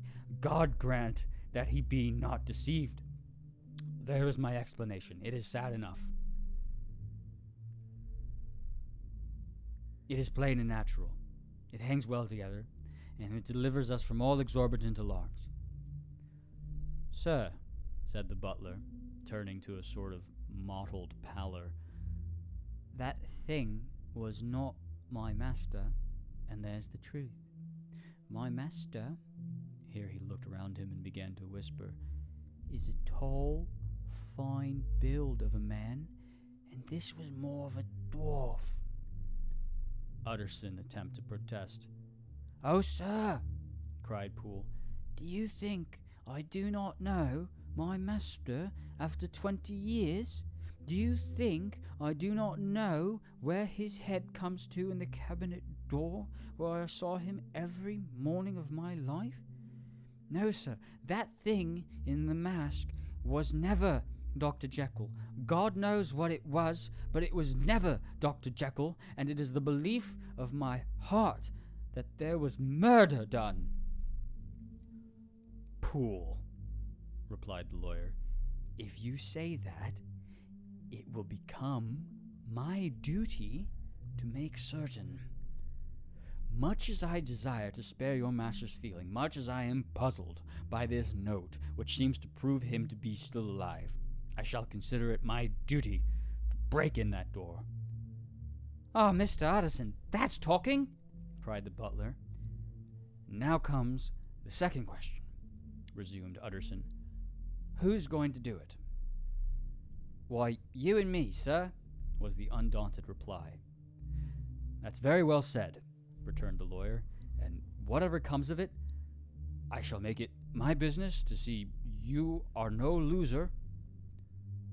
"There's an axe in the theatre," continued Poole, "and you might take the kitchen poker for yourself."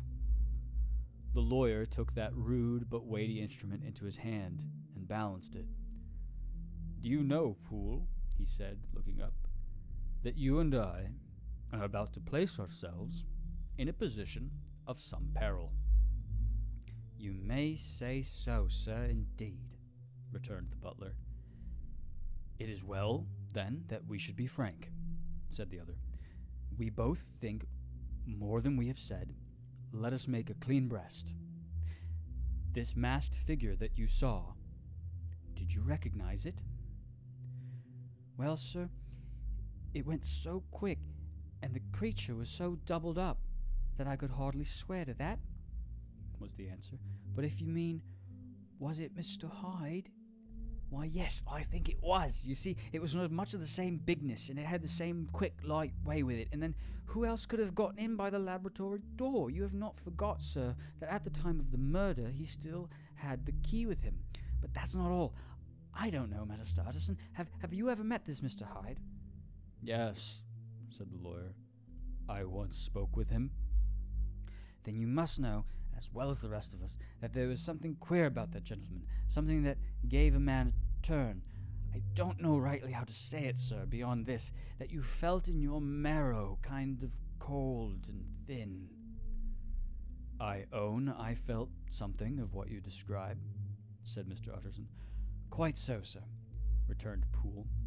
"Well, when that masked thing, like a monkey, jumped from among the chemicals and whipped into the cabinet, it went down my spine like ice. I know it's not evidence, Mr. Utterson. I'm book learned enough for that, but a man has his feelings, and I give you my Bible word. It was Mr. Hyde. Aye, aye, said the lawyer. My fears incline to the same point. Evil, I fear, founded. Evil was sure to come of that connection. I believe you. I believe poor Harry is killed. And I believe his murderer, for what purpose God alone can tell, is still lurking in his victim's room.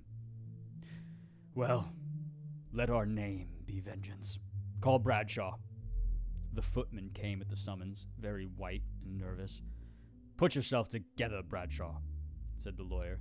This suspense, I know, is telling upon all of you, but it is now our intention to make an end of it. Poole, here, and I are going to force our way into the cabinet.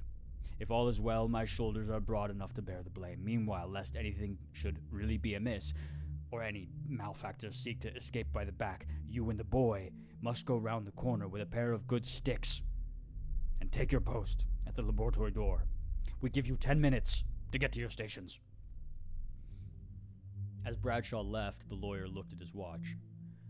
And now, Poole, let us get to ours, he said, and taking the poker under his arm, led the way into the yard.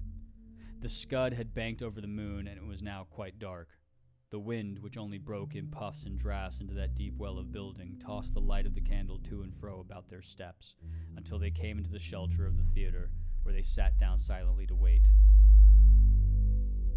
London hummed solemnly all around, but nearer at hand the stillness was only broken by the sounds of a footfall moving to and fro along the cabinet floor. "So it will walk all day, sir," whispered Poole. "Aye, and the better part of the night. Only when a new sample comes from the chemist there's a bit of a break. It's an ill conscience that such an enemy to rest. Sir, there's blood foully shed in every step of it. But hark again, a little closer. Put your heart in your ears, Mr. Utterson, and tell me, is that the doctor's foot?" The steps fell lightly and oddly, with a certain swing, for all they went so slowly. It was different indeed from the heavy, creaking tread of Henry Jekyll. Utterson sighed. "Is there never anything else?" he asked. Poole nodded. "Once," he said, "once I heard it weeping." "Weeping? How that?" said the lawyer, conscious of a sudden chill of horror. "Weeping like a woman or a lost soul," said the butler. "I came away with that upon my heart that I could have wept too." But now the 10 minutes drew to an end. Poole disinterred the axe from under a stack of packing straw. The candle was set upon the nearest table to light them to the attack, and they drew near with bated breath to where the patient foot was still going up and down in the quiet of the night. "Jekyll!" cried Utterson with a loud voice. "I demand to see you!" He paused a moment, but there came no reply.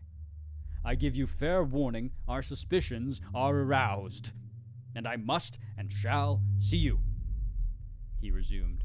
"If not by fair means, then by foul. If not of your consent, then by brute force." "Utterson," said the voice, "for God's sake, have mercy." That's not Jekyll's voice. It's Hyde's," cried Utterson. "Down with the door, Poole." Poole swung the axe over his shoulder. The blow shook the building, and the red baize door leaped against the lock and hinges. A dismal screech, as of mere animal terror, rang from the cabinet. Up went the axe again, and again the panels crashed and the frame bounded.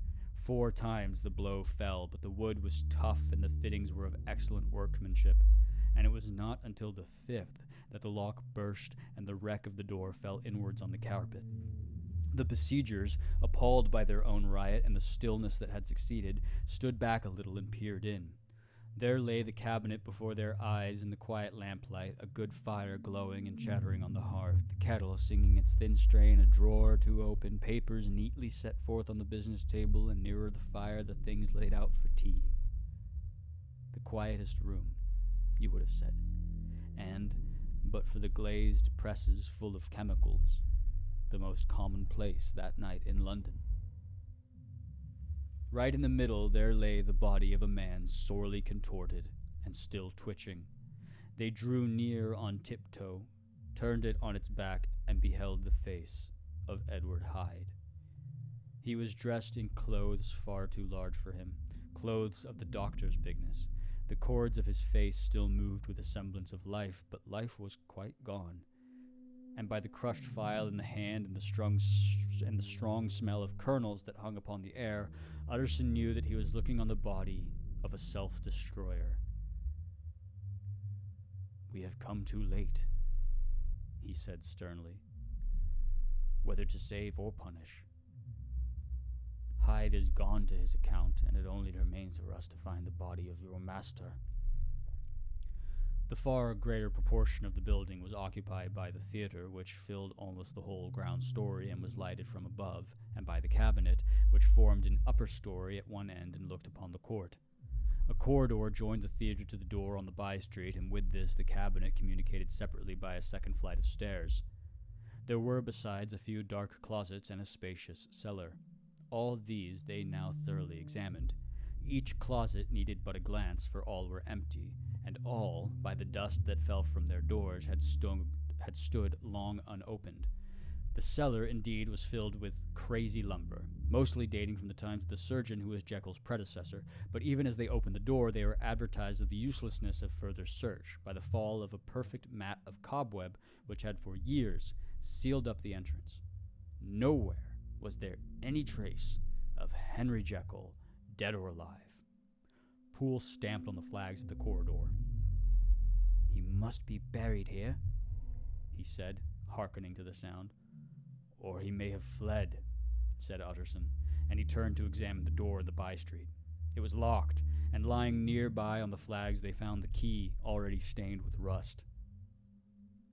"This does not look like use," observed the lawyer. "Use?" echoed Poole. "Do you not see, sir, it is broken, much as if a man had stamped on it."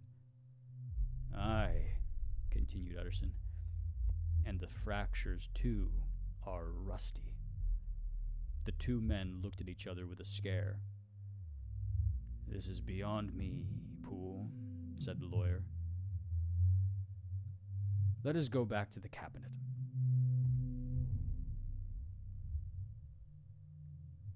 They mounted the stair in silence, and still with an occasional awestruck glance at the dead body, proceeded more thoroughly to examine the contents of the cabinet. At one table there were traces of chemical work, various measured heaps of some white salt being laid on glass saucers, as though for an experiment in which the unhappy man had been prevented. "That is the same drug that I was always bringing him," said Poole, and even as he spoke the kettle, with a startling noise, boiled over. This brought them to the fireside, where the easy-chair was drawn cosily up, and the tea-things stood ready to the sitter's elbow, the very sugar in the cup. There were several books on a shelf. One lay beside the tea-things open, and Utterson was amazed to find it a copy of a pious work, for which Jekyll had several times expressed a great esteem, annotated in his own hand with startling blasphemies. Next, in the course of their review of the chamber, the searchers came to the cheval-glass, into whose depths they looked with an involuntary horror. But it was so turned as to show them nothing but the rosy glow playing on the roof, the fire sparkling in 100 repetitions along the glazed front of the presses, and their own pale and fearful countenances stooping to look in. "This glass has some strange things, sir," whispered Poole. "And surely none stranger than itself," echoed the lawyer in the same tones. "For what did Jekyll—" He caught himself up at the word with a start, and then, conquering the weakness, "What could Jekyll want with it?" he said. "You may say that," said Poole. Next they turned to the business table. On the desk, among the neat array of papers, a large envelope was uppermost and bore in the doctor's hand the name of Mr. Utterson. The lawyer unsealed it, and several enclosures fell to the floor. The first was a will drawn in the same eccentric terms as the one which he had returned 6 months before, to serve as a testament in case of death and as a deed of gift in case of disappearance. But in place of the name of Edward Hyde, the lawyer, with indescribable amazement, read the name of Gabriel John Utterson. He looked at Poole, and then back at the paper, and last of all at the dead malefactor stretched upon the carpet. "My head goes round," he said. "He has been all these days in possession. He had no cause to like me. He must have raged to see himself displaced, and he has not destroyed this document." He caught up the next paper. It was a brief note in the doctor's hand and dated at the top. "Oh, Poole!" the lawyer cried. "He was alive and here this day. He cannot have been disposed of in so short a space. He must be still alive. He must have fled. And then why fled? And how? And in that case, can we venture to declare this suicide? Oh, we must be careful. I foresee that we may yet involve your master in some dire catastrophe." "Why don't you read it, sir?" asked Poole. "Because I fear," replied the lawyer solemnly. "God grant I have no cause for it." And with that he brought the paper to his eyes and read as follows. "My dear Utterson, when this shall fall into your hands, I shall have disappeared. Under what circumstances, I have not the penetration to foresee, but my instinct and all the circumstances of my nameless situation tell me that the end is sure and must be early. Go then, and first read the narrative which Lanyon warned me was to place in your hands, and if you care to hear more, turn to the confession of your unworthy and unhappy friend, Henry Jekyll." "There was a third enclosure?" asked Utterson. "Here, sir," said Poole, and gave into his hands a considerable packet sealed in several places. The lawyer put it in his pocket. "I would say nothing of this paper. If your master has fled or is dead, we may at least save his credit. It is now 10. I must go home and read these documents in quiet, but I shall be back before midnight, when we shall send for the police." They went out, locking the door of the theater behind them, and Utterson, once more leaving the servants gathered about the fire in the hall, trudged back to his office to read the two narratives in which this mystery was now to be explained.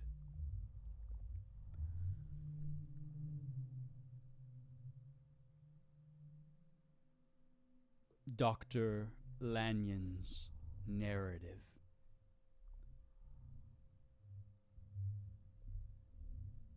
On the 9th of January, now 4 days ago, I received by the evening delivery a registered envelope addressed in the hand of my colleague and old school companion, Henry Jekyll. I was a good deal surprised by this, for we were by no means in the habit of correspondence. I had seen the man, dined with him, indeed, the night before, and I could imagine nothing in our intercourse that should justify formality of registration. The contents increased my wonder, for this is how the letter ran. December 10th, 18... Dr. Lanyon, you are one of my oldest friends, and although we may have differed at times on scientific questions, I cannot remember, at least on my side, any break in our affection. There was never a day when if you had said to me, "Jekyll, my life, my honor, my reason depend upon you," I would not have sacrificed my left hand to help you. Lanyon, my life, my honor, my reason are all at your mercy. If you fail me tonight, I am lost. You might suppose, after this preface, that I am going to ask you for something dishonorable to grant. Judge for yourself. I want you to postpone all other engagements for tonight. Even if you were summoned to the bedside of an emperor, to take a cab, unless your carriage should be actually at the door, and with this letter in your hand for consultation, to drive straight to my house. Poole, my butler, has his orders. You will find him waiting your arrival with a locksmith. The door of my cabinet is then to be forced, and you are to go in alone, to open the glazed press, letter E, on the left hand, breaking the lock, if it be shut, and to draw out, with all its contents as they stand, the fourth drawer from the top, or, which is the same thing, the third from the bottom. In my extreme distress of mind, I have a morbid fear of misdirecting you. But even if I am in error, you may know the right drawer by its contents. Some powders, a file, and a paper book. This drawer I beg of you to carry back with you to Cavendish Square exactly as it stands. That is the first part of the service. Now for the second. You should be back, if you set out at once on the receipt of this, long before midnight. But I will leave you that amount of margin, not only in the fear of one of those obstacles that can neither be prevented nor foreseen, but because an hour when your servants are in bed is to be preferred for what will then remain to do. At midnight, then, I have to ask you to be alone in your consulting room, to admit with your own hand into the house a man who will present himself in my name, and to place in his hands the drawer that you will have brought with you from my cabinet. Then you will have played your part and earned my gratitude completely.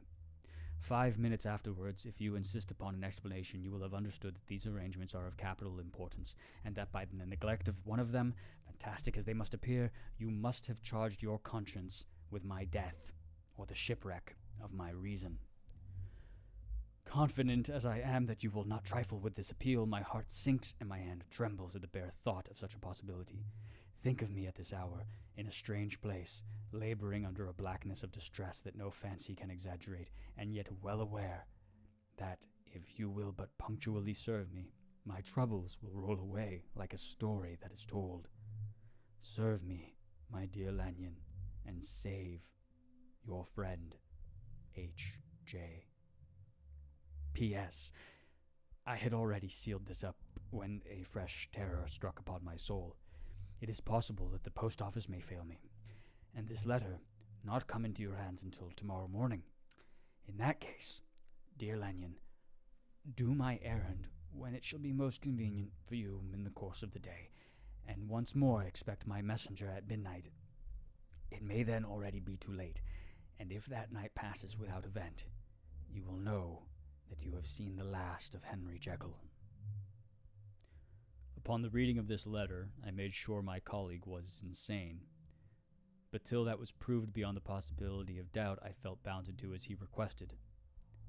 The less I understood of this farrago, the less I was in a position to judge of its importance, and an appeal so worded could not be set aside without a grave responsibility. I rose accordingly from table, got into a hansom, and drove straight to Jekyll's house. The butler was awaiting my arrival. He had received by the same post as mine a registered letter of instruction, and had sent at once for a locksmith and a carpenter. The tradesmen came while we were yet speaking, and we moved in a body to old Dr. Denman's surgical theatre, from which, as you are doubtless aware, Jekyll's private cabinet is most conveniently entered. The door was very strong, the lock excellent. The carpenter avowed he would have great trouble and have to do much damage, if force were to be used, and the locksmith was near despair. But this last was a handy fellow, and after 2 hours' work the door stood open. The press marked E was unlocked, and I took out the drawer, had it filled up with straw, and tied in a sheet, and returned with it to Cavendish Square. Here I proceeded to examine its contents. The powders were neatly enough made up, but not with the nicety of the dispensing chemist, so that it was plain they were of Jekyll's private manufacture. And when I opened one of the wrappers, I found what seemed to me a simple crystalline salt of a white color. The phial, to which I next turned my attention, might have been about half full of a blood-red liquor, which was highly pungent to the sense of smell, and seemed to me to contain phosphorus and some volatile ether. At the other ingredients I could make no guess. The book was an ordinary version book, and contained little but a series of dates. These covered a period of many years, but I observed that the entries ceased nearly a year ago, and quite abruptly. Here and there a brief remark was appended to a date, usually no more than a single word, double, occurring perhaps 6 times, in a total of several hundred entries, and once very early in the list, and followed by several marks of exclamation, "Total failure." All this, though it whetted my curiosity, told me little that was definite. Here were a vial of some tincture, a paper of some salt, and the record of a series of experiments that had led, like too many of Jekyll's investigations, to no end of practical usefulness. How could the presence of these articles in my house affect either the honor, the sanity, or the life of my flighty colleague? If his messenger could go to one place, why could he not go to another? And even granting some impediment, why was this gentleman to be received by me in secret? The more I reflected, the more convinced I grew that I was dealing with a case of cerebral disease, and though I dismissed my servants to bed, I loaded an old revolver that I might be found in some posture of self-defense. 12 o'clock had scarce run out over London ere the knocker sounded very gently on the door.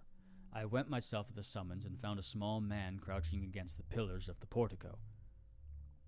"Are you come from Dr. Jekyll?" I asked. He told me yes, by a constrained gesture, and when I had bidden him enter, he did not obey me without a searching backward glance into the darkness of the square. There was a policeman not far off, advancing with his bull's eye open, and at the sight I thought my visitor started and made greater haste. These particulars struck me, I confess, disagreeably, and as I followed him into the bright light of the consulting room, I kept my hand ready on my weapon. Here, at last, I had a chance of clearly seeing him. I had never set eyes on him before, so much was certain. He was small, as I have said. I was struck besides with the shocking expression of his face, with his remarkable combination of great muscular activity and great apparent deliberty of constitution, and, last but not least, with the odd, subjective disturbance caused by his neighborhood. This bore some resemblance to incipient rigor, and was accompanied by a marked sinking of the pulse. At the time, I set it down to some idiosyncratic personal distaste, and merely wondered at the acuteness of the symptoms, but I have since had reason to believe the cause to lie much deeper in the nature of man, and to turn on some nobler hinge than the principle of hatred. This person, who had thus, from the first moment of his entrance, struck in me what I could only describe as a disgustful curiosity, was dressed in a fashion that would have made an ordinary person laughable.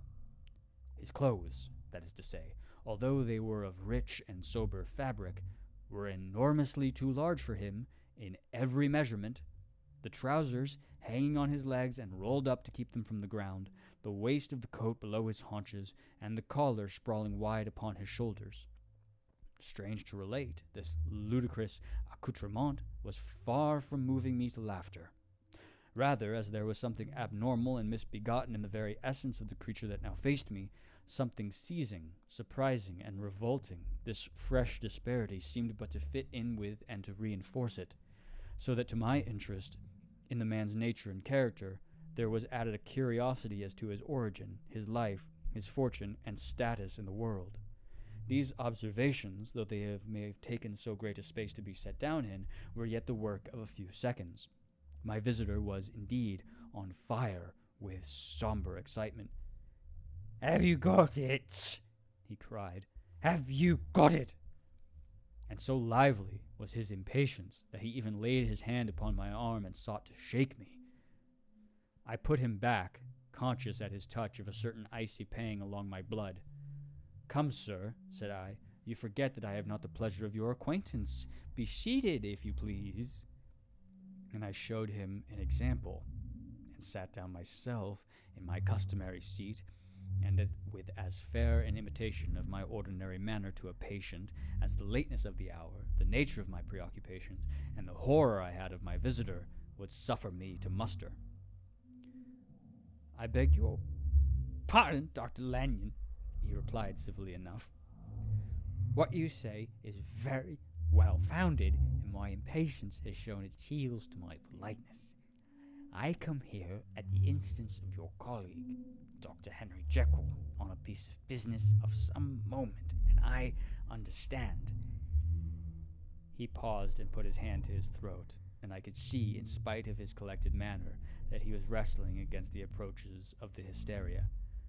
"I understood a draw." But here I took pity on my visitor's suspense, and some perhaps on my own growing curiosity. "There it is, sir," said I, pointing to the drawer, where it lay on the floor behind a table and still covered with the sheet. He sprang to it, and then paused, and laid his hand upon his heart. I could hear his teeth grate with the convulsive action of his jaws, and his face was so ghastly to see that I grew alarmed both for his life and reason. "Compose yourself," said I. He turned a dreadful smile to me, and as if with the decision of despair plucked away the sheet. At sight of the contents he uttered one loud sob of such immense relief that I sat petrified, and the next moment in a voice that was already fairly well under control. "Have you a graduated glass?" he asked. I rose from my place with something of an effort and gave him what he asked. He thanked me with a smiling nod, measured out a few minims of the red tincture, and added one of the powders. The mixture, which was at first of a reddish hue, began, in proportion as the crystals melted, to brighten in color, to effervesce audibly, and to throw off small fumes of vapor. Suddenly, and at the same moment, the ebullition ceased, and the compound changed to a dark purple, which faded again more slowly to a watery green. My visitor, who had watched these metamorphoses with a keen eye, smiled, set down the glass upon the table, and then turned and looked upon me with an air of scrutiny. "And now," said he, "to settle what remains, will you be wise? Will you be guided? Will you suffer me to take this glass in my hand, and to go forth from your house without further parley? Or has the greed of curiosity too much command of you? Think before you answer, for it shall be done as you decide. As you decide, you shall be left as you were before, and neither richer nor wiser, unless the sense of service rendered to a man in mortal distress may be counted as a kind of riches of the soul, or, if you shall so prefer to choose, a new province of knowledge and new avenues to fame and power shall be laid upon to you, here in this room, upon the instant, and your sight shall be blasted by a prodigy to stagger the unbelief of Satan." "Sir," said I, affecting a coolness that I was far from truly possessing, "you speak enigmas, and you will perhaps not wonder that I hear you with no very strong impression of belief. But I have gone too far in the way of inexplicable services to pause before I see the end." "It is well," replied my visitor. "Lanyon, you remember your vows? What follows is under the seal of our profession. Our profession! And now, you, who have so long been bound to the most narrow and material views, you who have denied the virtue of transcendental medicine, you who have derided your superiors, behold!" He put the glass to his lips and drank at one gulp.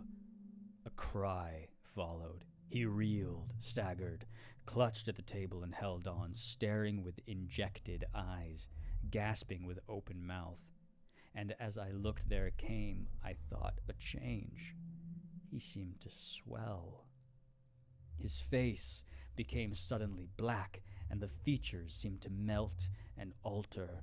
And the next moment I had sprung to my feet and leaped back against the wall, my arms raised to shield me from that prodigy, my mind submerged in terror. "Oh, God!" I screamed, and "Oh, God!" again and again, for there before my eyes, pale and shaken and half fainting and groping before him with his hands, like a man restored from death, there stood Henry Jekyll. What he told me in the next hour I cannot bring my mind to set on paper. I saw what I saw, I heard what I heard, and my soul sickened at it. And yet now, when that sight has faded from my eyes, I ask myself if I believe it, and I cannot answer. My life is shaken to its roots. Sleep has left me. The deadliest terror sits by me at all hours of the day and night, and I feel that my days are numbered. I must die, and yet I shall die incredulous. And as for the moral turpitude that man unveiled to me, even with tears of penitence, I cannot, even in memory, dwell on it without a start of horror. I will say but one thing, Utterson, and that, if you can bring your mind to credit it, will be more than enough.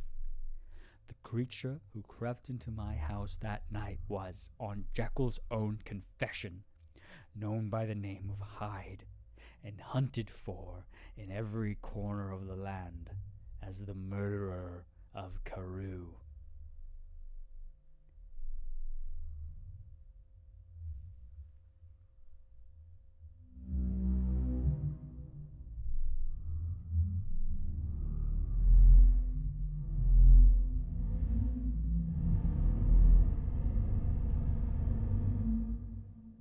Henry Jekyll's full statement of the case. I was born in the year 18 to a large fortune, endowed besides with excellent parts, inclined by nature to industry, fond of the respect of the wise and good among my fellowmen, and thus, as might have been supposed, with every guarantee of an honorable and distinguished future. And indeed the worst of my faults was a certain impatient gaiety of disposition, such as has made the happiness of many, but such as I found it hard to reconcile with my imperious desire to carry my head high, and wear a more than commonly grave countenance before the public. Hence it came about that I concealed my pleasures, and that when I reached years of reflection, and began to look round me, and take stock of my progress and position in the world, I stood already committed to a profound duplicity of me.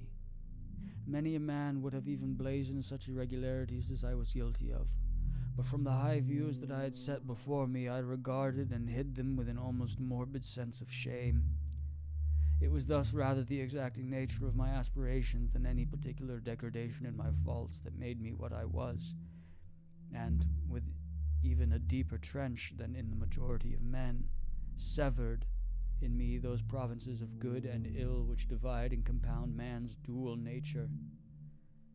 In this case I was driven to reflect deeply and inveterately on that hard law of life which lies at the root of religion and is one of the most plentiful springs of distress. Though so profound a double dealer, I was in no sense a hypocrite.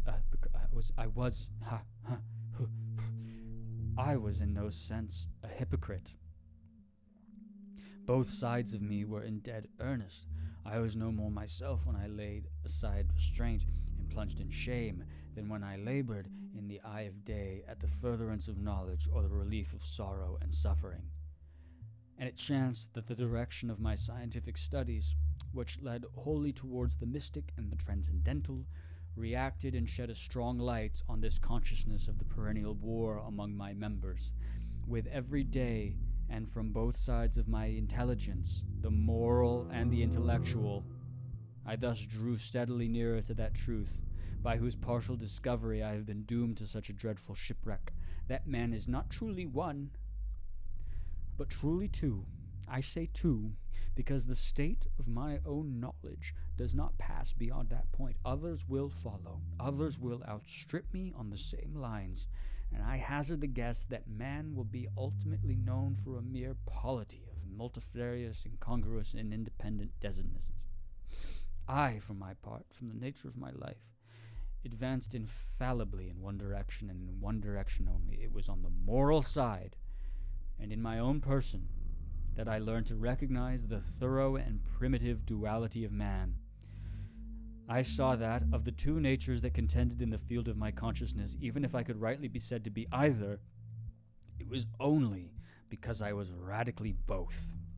And from an early date, even before the course of my scientific discoveries had begun to suggest the most naked possibility of such a miracle, I had learned to dwell with pleasure, as a beloved daydream, on the thought of the separation of these elements. If each, I told myself, could be housed in separate identities, life would be relieved of all that was unbearable. The unjust might go his way, delivered from the aspirations and remorse of his more upright twin, and the just could walk steadfastly and securely on his upward path, doing the good things in which he found his pleasure, and no longer exposed to disgrace and penitence by the hands of this extraneous evil. It was the curse of mankind that these incongruous faggots were thus bound together, that in the agonized womb of consciousness these polar twins should be continuously struggling.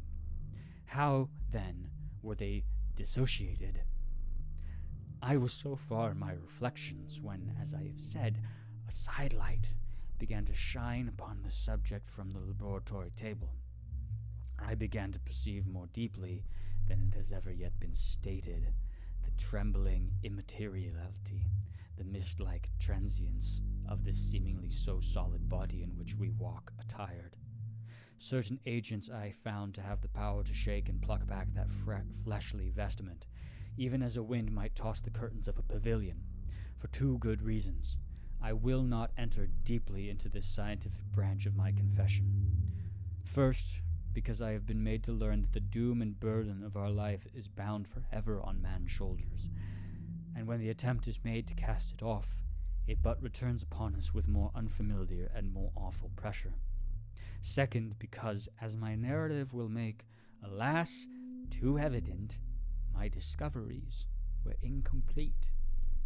Enough, then, that I not only recognized my natural body from the mere aura and effulgence of certain of the powers that made up my spirit, but managed to compound a drug by which these powers should be dethroned from their supremacy, and a second form and countenance substituted, none the less natural to me because they were the expression and bore the stamp of lower elements in my soul.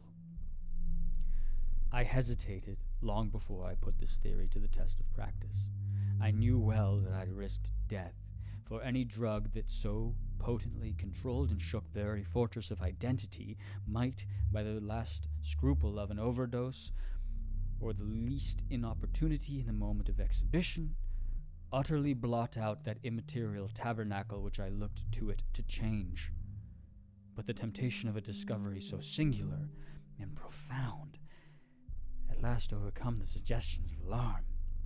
I had long since prepared my tincture. I purchased at once from a firm of wholesale chemists a large quantity of a particular salt which I knew from my experiments to be the last ingredient required. And late one accursed night, I compounded the elements, watched them boil and smoke together in the glass, and when the ebullition had subsided, with a strong glow of courage, drank off the potion. The most racking pangs succeeded, a grinding in the bones, deadly nausea, and a horror of the spirit that cannot be exceeded at the hour of birth or death. Then these agonies began swiftly to subside, and I came to myself as if out of a great sickness. There was something strange in my sensations, something indescribably new, and from its very novelty, incredibly sweet. I felt younger, lighter, happier in body. Within, I was conscious of a heady recklessness, a current of disordered sensual images running like a mill race in my fancy, a solution of the bonds of obligation, an unknown but not an innocent freedom of the soul. I knew myself, at the first breath of this new life, to be more wicked, tenfold more wicked, sold a slave to my original evil, and the thought in that moment braced and delighted me like wine. I stretched out my hands, exulting in the freshness of these sensations, and in the act I was suddenly aware that I had lost in stature. There was no mirror at that date in my room. That which stands beside me as I write was brought there later on, and for the very purpose of these transformations. The night, however, was far gone into the morning. The morning, black as it was nearly ripe for the conception of the day. The inmates of my house were locked in the most rigorous hours of slumber, and I determined, flushed as I was with hope and triumph, to venture in my new shape as far as to my bedroom. I crossed the yard wherein the constellations looked down upon me. I could have thought, with wonder, the first creature of that sort that their unsleeping vigilance had yet disclosed to them. I stole through the corridors, a stranger in my own house, and coming to my room, I saw for the first time the appearance of Edward Hyde. I must here speak by theory alone, saying not that which I know, but that which I suppose to be most probable. The evil side of my nature, to which I had now transferred the stamping efficacy, was less robust and less developed than the good which I had just deposed. Again, in the course of my life, which had been, after all, 9/10 a life of effort, virtue, and control, it had been much less exercised and much less exhausted, and hence, as I think, it came about that Edward Hyde was so much smaller, slighter, and younger than Henry Jekyll. Even as good shone upon the countenance of the one, evil was written broadly and plainly on the face of the other. Evil, besides, which I must still believe to be the lethal side of man, had left on that body an imprint of deformity and decay. And yet when I looked upon that ugly idol in the glass, I was conscious of no repugnance, rather of a leap of welcome. This, too, was myself. It seemed natural and human. In my eyes it bore a livelier image of the spirit. It seemed more express and single than the imperfect and divided countenance I had been hitherto accustomed to call mine. And in so far I was doubtless right. I have observed that when I wore the semblance of Edward Hyde, none could come near to me at first without a visible misgiving of the flesh. This, as I take it, was because all human beings, as we meet them, are commingled out of good and evil. And Edward Hyde, alone in the ranks of mankind, was pure evil. I lingered for a moment at the mirror. The second and conclusive experiment had yet to be attempted. It yet remained to be seen if I had lost my identity beyond redemption, one must flee before daylight from a house that was no longer mine, and hurrying back to my cabinet, I once more prepared and drank the cup, once more suffered the pangs of dissolution, and came to myself once more with the character, the stature, and the face of Henry Jekyll. That night I had come to the fatal crossroads. Had I approached my discovery in a more noble spirit, had I risked the experiment while under the empire of generous or pious aspirations, all must have been otherwise, and from these agonies of death and birth I had come forth an angel instead of a fiend. The drug had no discriminating action. It was neither diabolical nor divine. It but shook the doors of the prison house of my disposition, and like the captives of Philippi, that which stood within ran forth. At that time my virtue slumbered. My evil, kept awake by ambition, was alert and swift to seize the occasion, and the thing that was projected was Edward Hyde.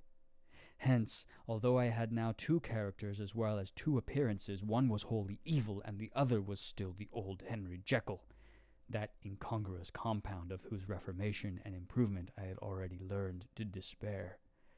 The movement was thus wholly toward the worse. Even at that time, I had not conquered my aversions to the dryness of a life of study. I would still be merrily disposed at times, and as my pleasures were, to say the least, undignified, and I was not only well known and highly considered, but growing towards the elderly man, this incoherency of my life was daily growing more unwelcome. It was on this side that my new power tempted me until I fell in slavery. I had but to drink the cup, to doff at once the body of the noted professor, and to assume, like a thick cloak, that of Edward Hyde. I smiled at the notion. It seemed to me at the time to be humorous, and I made my preparations with the most studious care. I took and furnished that house in Soho, to which Hyde was tracked by the police, and engaged as a housekeeper a creature whom I knew well to be silent and unscrupulous. On the other side, I announced to my servants that a Mr. Hyde, whom I described, was to have full liberty and power about my house in the square, and to parry, perhaps, I even called and made myself a familiar object in my second character. I next drew up that will to which you so much objected, so that if anything befell me in the person of Dr. Jekyll, I could enter on that of Edward Hyde without pecuniary loss. And thus fortified, as I supposed, on every side, I began to profit by the strange immunities of my position. Men have before hired bravos to transact their crimes, while their own person and reputation sat under shelter. I was the first that ever did so for his pleasures. I was the first that could plod in the public eye with a load of genial respectability, and in a moment, like a schoolboy, strip off these lendings and spring headlong into the sea of liberty. But for me, in my impenetrable mantle, the safety was complete. Think of it, I did not even exist. Let me but escape into my laboratory door. Give me but a second or two to mix and swallow the draught that I had always standing ready, and whatever he had done, Edward Hyde would pass away like the stain of breath upon a mirror, and there in his stead, quietly at home, trimming the midnight lamp in his study, a man who could afford to laugh at suspicion would be Henry Jekyll. The pleasures which I made haste to seek in my disguise were, as I have said, undignified. I would scarce use a harder term, but in the hands of Edward Hyde, they soon began to turn toward the monstrous. When I would come back from these excursions, I was often plunged into a kind of wonder at my vicarious depravity. This familiar that I called out of my own soul and sent forth alone to do his good pleasure was a being inherently malign and villainous.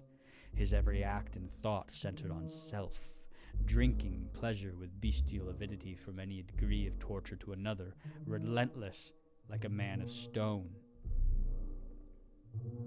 Henry Jekyll stood at times aghast before the acts of Edward Hyde, but the situation was apart from ordinary laws, and insidiously relaxed the grasp of conscience. It was Hyde, after all, and Hyde alone, that was guilty. Jekyll was no worse. He woke again to his good qualities, seemingly unimpaired. He would even make haste, where it was possible, to undo the evil done by Hyde, and thus his conscience slumbered. Into the details of the infamy at which I thus connived, for even now I can scarce grant that I committed it, I have no design of entering. I mean but to point out the warnings and the successive steps with which my chastisement approached. I met with one accident, which, as it brought on no consequence, I shall no more than mention. An act of cruelty to a child aroused against me the anger of a passer-by, whom I recognized the other day in the person of your kinsman. The doctor and the child's family joined him. There were moments when I feared for my life, and at last, in order to pacify their too just resentment, Edward Hyde had to bring them to the door and pay them in a check drawn in the name of Henry Jekyll. But this danger was easily eliminated from the future by opening an account at another bank in the name of Edward Hyde himself, and when, by sloping my own hand backward, I had supplied my double with his signature, I thought I sat behind the reach of fate. Some 2 months before the murder of Sir Danvers, I had been out for one of my adventures. I had returned at a late hour and woke the next day in bed with somewhat odd sensations. It was in vain I looked about me. In vain I saw the decent furniture and tall proportions of my room in the square. In vain that I recognized the pattern of the bed curtains and the design of the mahogany frame. Something still kept insisting that I was not where I was, that I had not wakened where I seemed to be, but in the little room in Soho, where I was accustomed to sleep in the body of Edward Hyde. I smiled to myself, and in my psychological way began lazily to inquire into the elements of this illusion. Occasionally, even as I did so, dropping back into a comfortable morning doze. I was still so engaged when, in one of my more wakeful moments, my eyes fell upon my hand. Now the hand of Henry Jekyll, as you have often remarked, was professional in shape and size. It was large, firm, white and comely. But the hand which I now saw, clearly enough in the yellow light of a mid-London morning, lying half shut on the bedclothes, was lean, coarder, knuckly, of a dusky pallor, and thickly shaded with a swart growth of hair. It was the hand of Edward Hyde. I must have stared upon it for near half a minute, sunk as I was in the mere stupidity of wonder, before terror woke up in my breast as sudden and startling as the crash of cymbals, and bounding from my bed I rushed to the mirror. At the sight that met my eyes, my blood was changed into something exquisitely thin and icy. Yes, I had gone to bed Henry Jekyll. I had awakened Edward Hyde. How was this to be explained? I asked myself, and then, with another bound of terror, how was it to be remedied? It was well on in the morning, the servants were up, all my drugs were in the cabinet, a long journey down 2 pairs of stairs, through the back passage, across the open court, and through the anatomical theater, from where I was then standing, horror-struck. It might indeed be possible to cover my face, but of what use was that, when I was unable to conceal the alteration in my stature? And then, with an overpowering sweetness of relief, it came back upon my mind that the servants were already used to the coming and going of my second self. I had soon dressed, as well as I was able, in clothes of my own size, had soon passed through the house where Bradshaw stared and drew back at seeing Mr. Hyde at such an hour and in such a strange array, and 10 minutes later Dr. Jekyll had returned to his own shape, and was sitting down with a darkened brow to make a feint of breakfasting. Small indeed was my appetite. This inexplicable incident, this reversible of my previous experience, seemed, like the Babylonian finger on the wall, to be spelling out the letters of my judgment, and I began to reflect more seriously than ever before on the issues and possibilities of my double existence. That part of me which I had the power of projecting had lately been much exercised and nourished. It had seemed to me of late as though the body of Edward Hyde had grown in stature, as though, when I wore that form, I were conscious of a more generous tide of blood, and I began to spy a danger that, if this were much prolonged, the balance of my nature might be permanently overthrown. The power of voluntary change be forfeited, and the character of Edward Hyde became irrevocably mine. The power of the drug had not been always equally displayed. Once, very early in my career, it had totally failed me. Since then, I had been obliged on more than one occasion to double, and once, with infinite risk of death, to treble the amount, and these rare uncertainties had cast hitherto the sole shadow on my contentment. Now, however, and in the light of that morning's accident, I was led to remark that whereas in the beginning the difficulty had been to throw off the body of Jekyll, it had of late gradually but decidedly transferred itself to the other side. All things therefore seemed to point to this, that I was slowly losing hold of my original and better self, and becoming slowly incorporated with my second and worse. Between these two I now felt I had to choose. My two natures had memory in common, but all other faculties were mostly unequally shared between them. Jekyll, who was composite, now with the most sensitive apprehensions, now with a greedy gusto, projected and shared in the pleasures and adventures of Hyde, but Hyde was indifferent to Jekyll, or but remembered him as the mountain bandit remembers the cavern in which he conceals himself from pursuit. Jekyll had more than a father's interest. Hyde had more than a son's indifference. To cast in my lot with Jekyll was to die to those appetites which I had long secretly indulged and had of late begun to pamper. To cast it in with Hyde was to die to 1,000 interests and aspirations, and to become, at a blow and forever, despised and friendless. The bargain might appear unequal, but there was still another consideration in the scales, for while Jekyll would suffer smartingly in the fires of abstinence, Hyde would not be even conscious of all that he had lost. Strange as my circumstances were, the terms of this debate are as old and commonplace as man. Much the same inducements and alarms cast the die for any tempted and trembling sinner, and it fell out with me, as it falls with so vast a majority of my fellows, that I chose the better part, and was found wanting in the strength to keep to it. Yes, I preferred the elderly and discontented doctor, surrounded by friends and cherishing honest hopes, and bade a resolute farewell to the liberty, the comparative youth, the light step, leaping impulses, and secret pleasures that I had enjoyed in the disguise of Hyde. I made this choice perhaps with some unconscious reservation, for I neither gave up the house in Soho, nor destroyed the clothes of Edward Hyde, which still lay ready in my cabinet.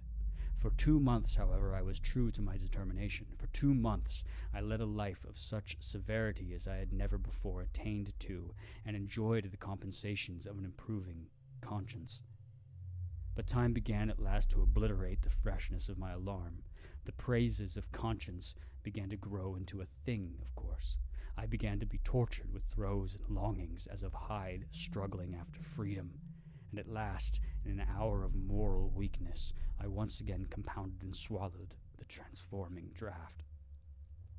I do not suppose that when a drunkard reasons with himself upon his vice, he is once out of 500 times affected by the dangers that he runs through his brutish physical insensibility.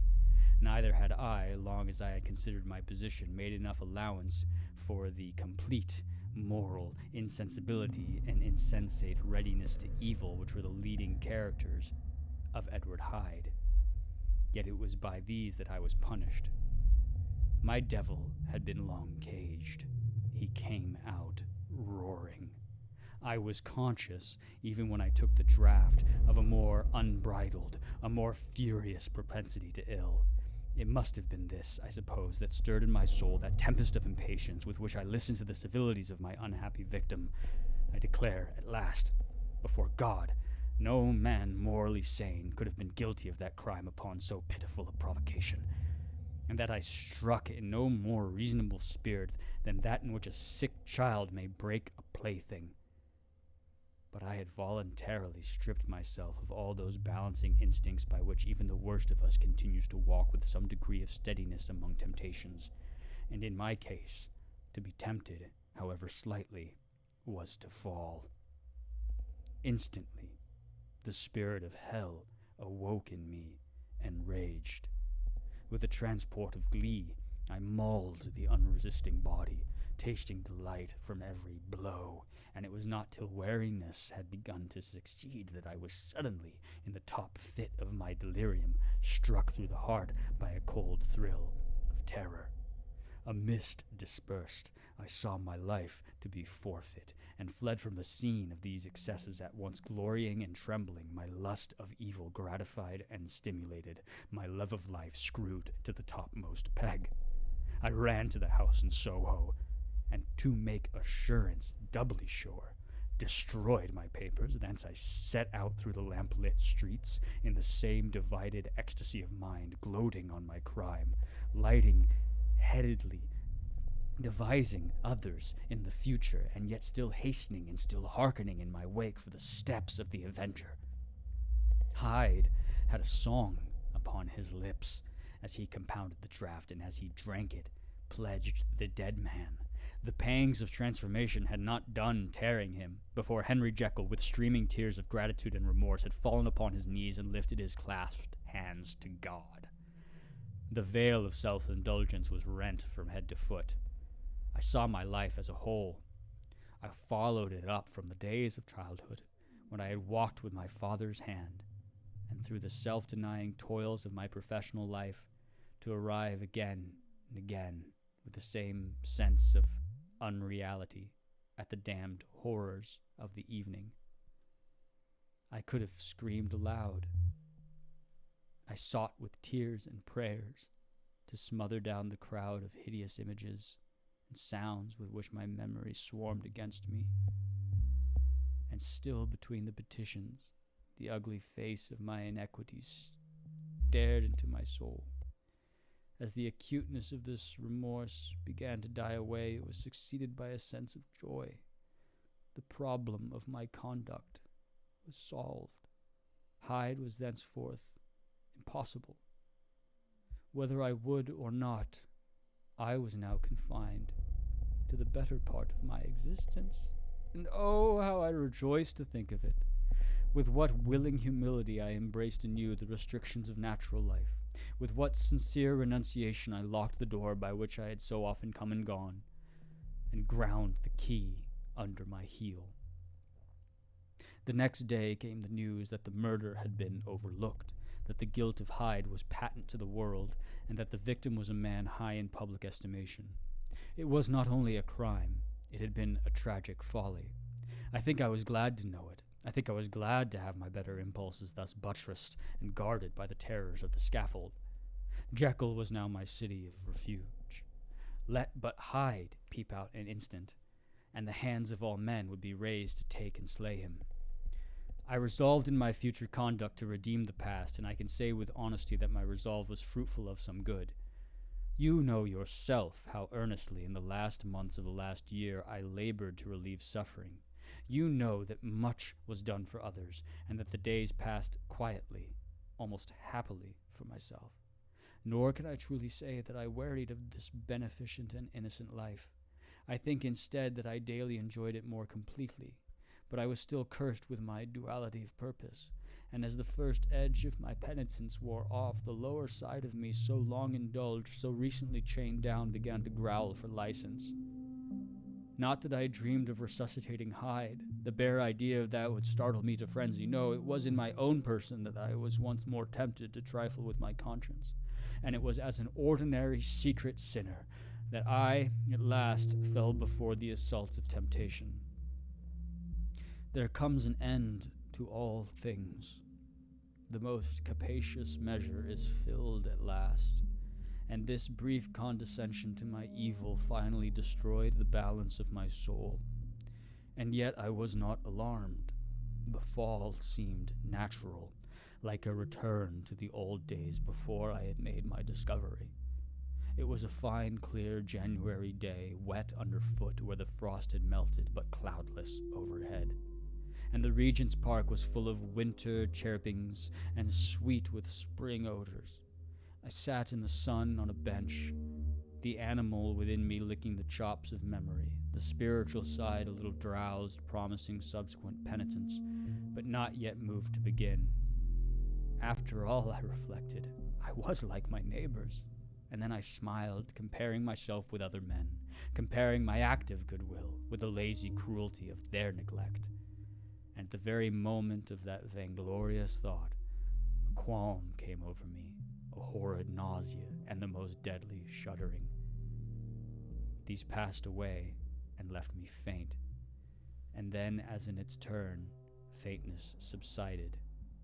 I began to be aware of a change in the temper of my thoughts, a greater boldness, a contempt of danger, a solution of the bonds of obligation. I looked down, my clothes hung formlessly on my shrunken limbs. The hand that lay on my knee was corded and hairy. I was once more Edward Hyde. A moment before I had been safe of all men's respect, wealthy, beloved, the cloth laying for me in the dining room at home, and now I was the common quarry of mankind. Hunted, houseless, a known murderer, thrall to the gallows. My reason wavered, but it did not fail me utterly. I have more than once observed that in my second character my faculties seemed sharpened to a point, and my spirits more tensely elastic. Thus it came about that where Jekyll perhaps might have succumbed, Hyde rose to the importance of the moment. My drugs were in one of the presses of my cabinet.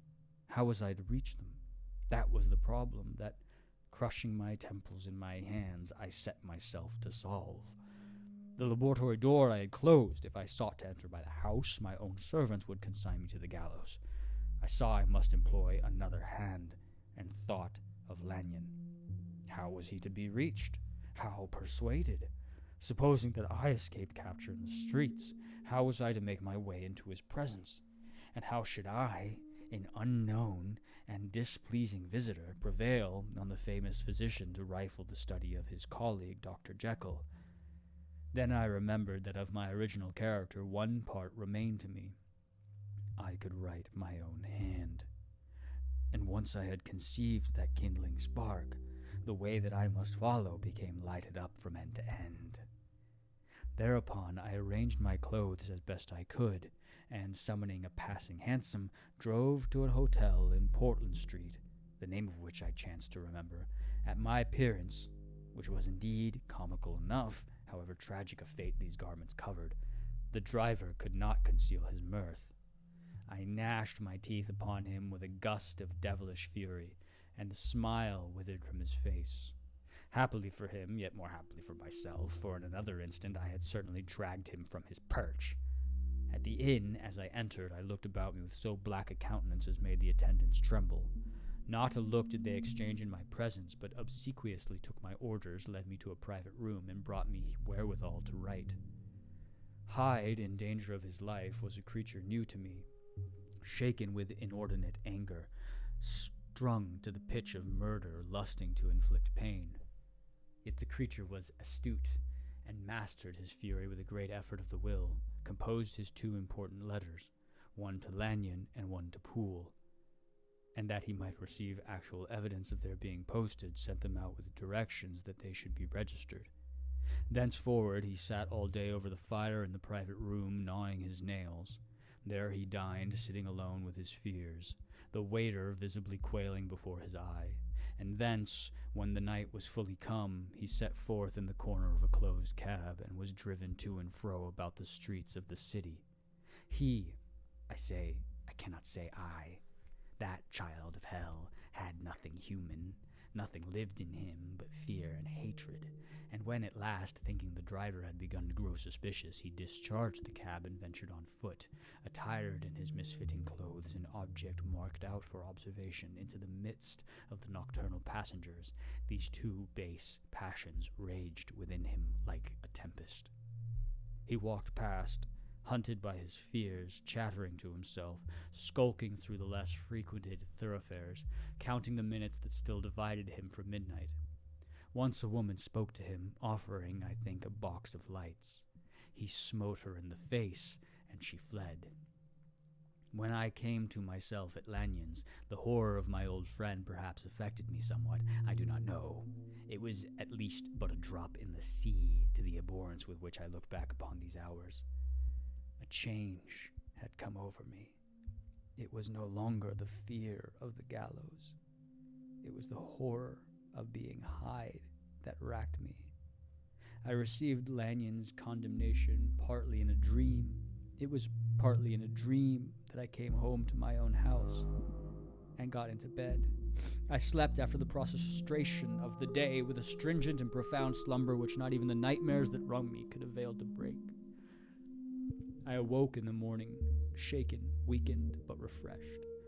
I still hated and feared the thought of the brute that slept within me, and I had not, of course, forgotten the appalling dangers of the day before, but I was once more at home, in my own house, and close to my drugs, and gratitude for my escape shone so strong in my soul that it almost rivaled the brightness of hope.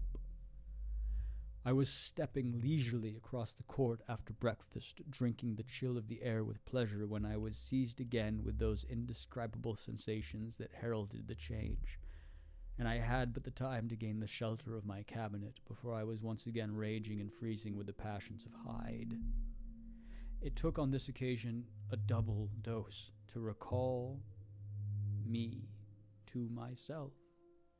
And alas, 6 hours later, as I sat looking sadly in the fire, the pangs returned and the drug had to be re-administered. In short, from that day forth, it seemed only by a great effort as of gymnastics, and only under the immediate stimulation of the drug, that I was able to wear the countenance of Jekyll. At all hours of the day and night I would be taken with the premonitory shudder. Above all, if I slept or even dozed for a moment in my chair, it was always as Hyde that I awakened. Under the strain of this continually impending doom, and by the sleeplessness to which I now condemned myself, even beyond what I had thought possible to man, I became, in my own person, a creature eaten up and emptied by fever, languidly weak both in body and mind, and solely occupied by one thought, the horror of my other self.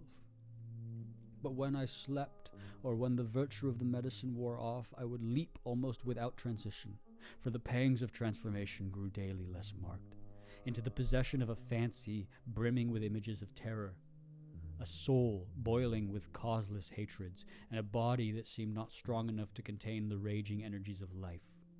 The powers of Hyde seemed to have grown with the sickliness of Jekyll, and certainly the hate that now divided them was equal on each side. With Jekyll, it was a thing of vital instinct. He had now seen the full deformity of that creature that shared with him some of the phenomena of consciousness and was co-heir with him to death. And beyond these links of community, which in themselves made the most poignant part of his distress, he thought of Hyde, for all his energy of life, as of something not only hellish, but inorganic. This was the shocking thing, that the slime of the pit seemed to utter cries and voices, that the amorphous dust gesticulated and sinned, that what was dead and had no shape should usurp the offices of life, and this again, that insurgent horror was knit to him closer than a wife, closer than an eye, lay caged in his flesh, where he heard it mutter and felt it struggle to be born, and at every hour of weakness and in the confidence of slumber prevailed against him and deposed him out of life. The hatred of Hyde for Jekyll was of a different order. His terror of the gallows drove him continually to commit temporary suicide and return to his subordinate station of a part instead of a person. But he loathed the necessity, he loathed the despondency into which Jekyll was now fallen, and he resented the dislike with which he was himself regarded. Hence the ape-like tricks that he would play me, scrawling in my own hand blasphemies on the pages of my books, burning the letters and destroying the portrait of my father. And indeed, had it not been for his fear of death, he would long ago have ruined himself in order to involve me in the ruin. But his love of me is wonderful. I go further, I, who sicken and freeze at the mere thought of him when I recall the abjection and passion of this attachment, and when I know how he fears my power to cut him off by suicide, I find it in my heart to pity him. It is useless, and the time awfully fails me to prolong this description. No one has ever suffered such torments. Let that suffice, and yet even to these habit brought, no, not alleviation, but a certain callousness of soul, a certain acquiescence of despair, and my punishment might have gone on for years. But for the last calamity which has now fallen and which has finally severed me from my own face and nature, my provision of the salt, which had never been renewed since the date of the first experiment, began to run low. I sent out for a fresh supply and mixed the draught. The ebullition followed, and the first change of color, not the second. I drank it, and it was without efficiency. You will learn from Poole how I have had London ransacked. It was in vain, and I am now persuaded that my first supply was impure, and that it was that unknown impurity which lent efficacy to the draught. About a week has passed, and I am now finishing this statement under the influence of the last of the old powders. This, then, is the last time, short of a miracle, that Henry Jekyll can think his own thoughts or see his own face, now how sadly altered in the glass. Nor must I delay too long to bring my writing to an end, for if my narrative has hitherto escaped destruction, it has been by a combination of great prudence and great good luck. Should the throes of change take me in the act of writing it, Hyde will tear it in pieces. But if for some time shall have elapsed after I have laid it by, his wonderful selfishness and circumscription to the moment will probably save it once again from the actions of his ape-like sprite. And indeed the doom that is closing on us both has already changed and crushed him. Half an hour from now, when I shall begin and forever re-endue that hated personality, I know how I shall sit shuddering and weeping in my chair, or continue with the most strained and fear-struck ecstasy of listening to pace up and down this room, my last earthly refuge, and give ear to every sound of menace? Will Hyde die upon the scaffold, or will he find courage to release himself at the last moment? God knows. I am careless. This is my true hour of death, and what is to follow concerns another than myself. Here then, as I lay down the pen and proceed to seal up my confession, I bring the life of that unhappy Henry Jekyll to an end.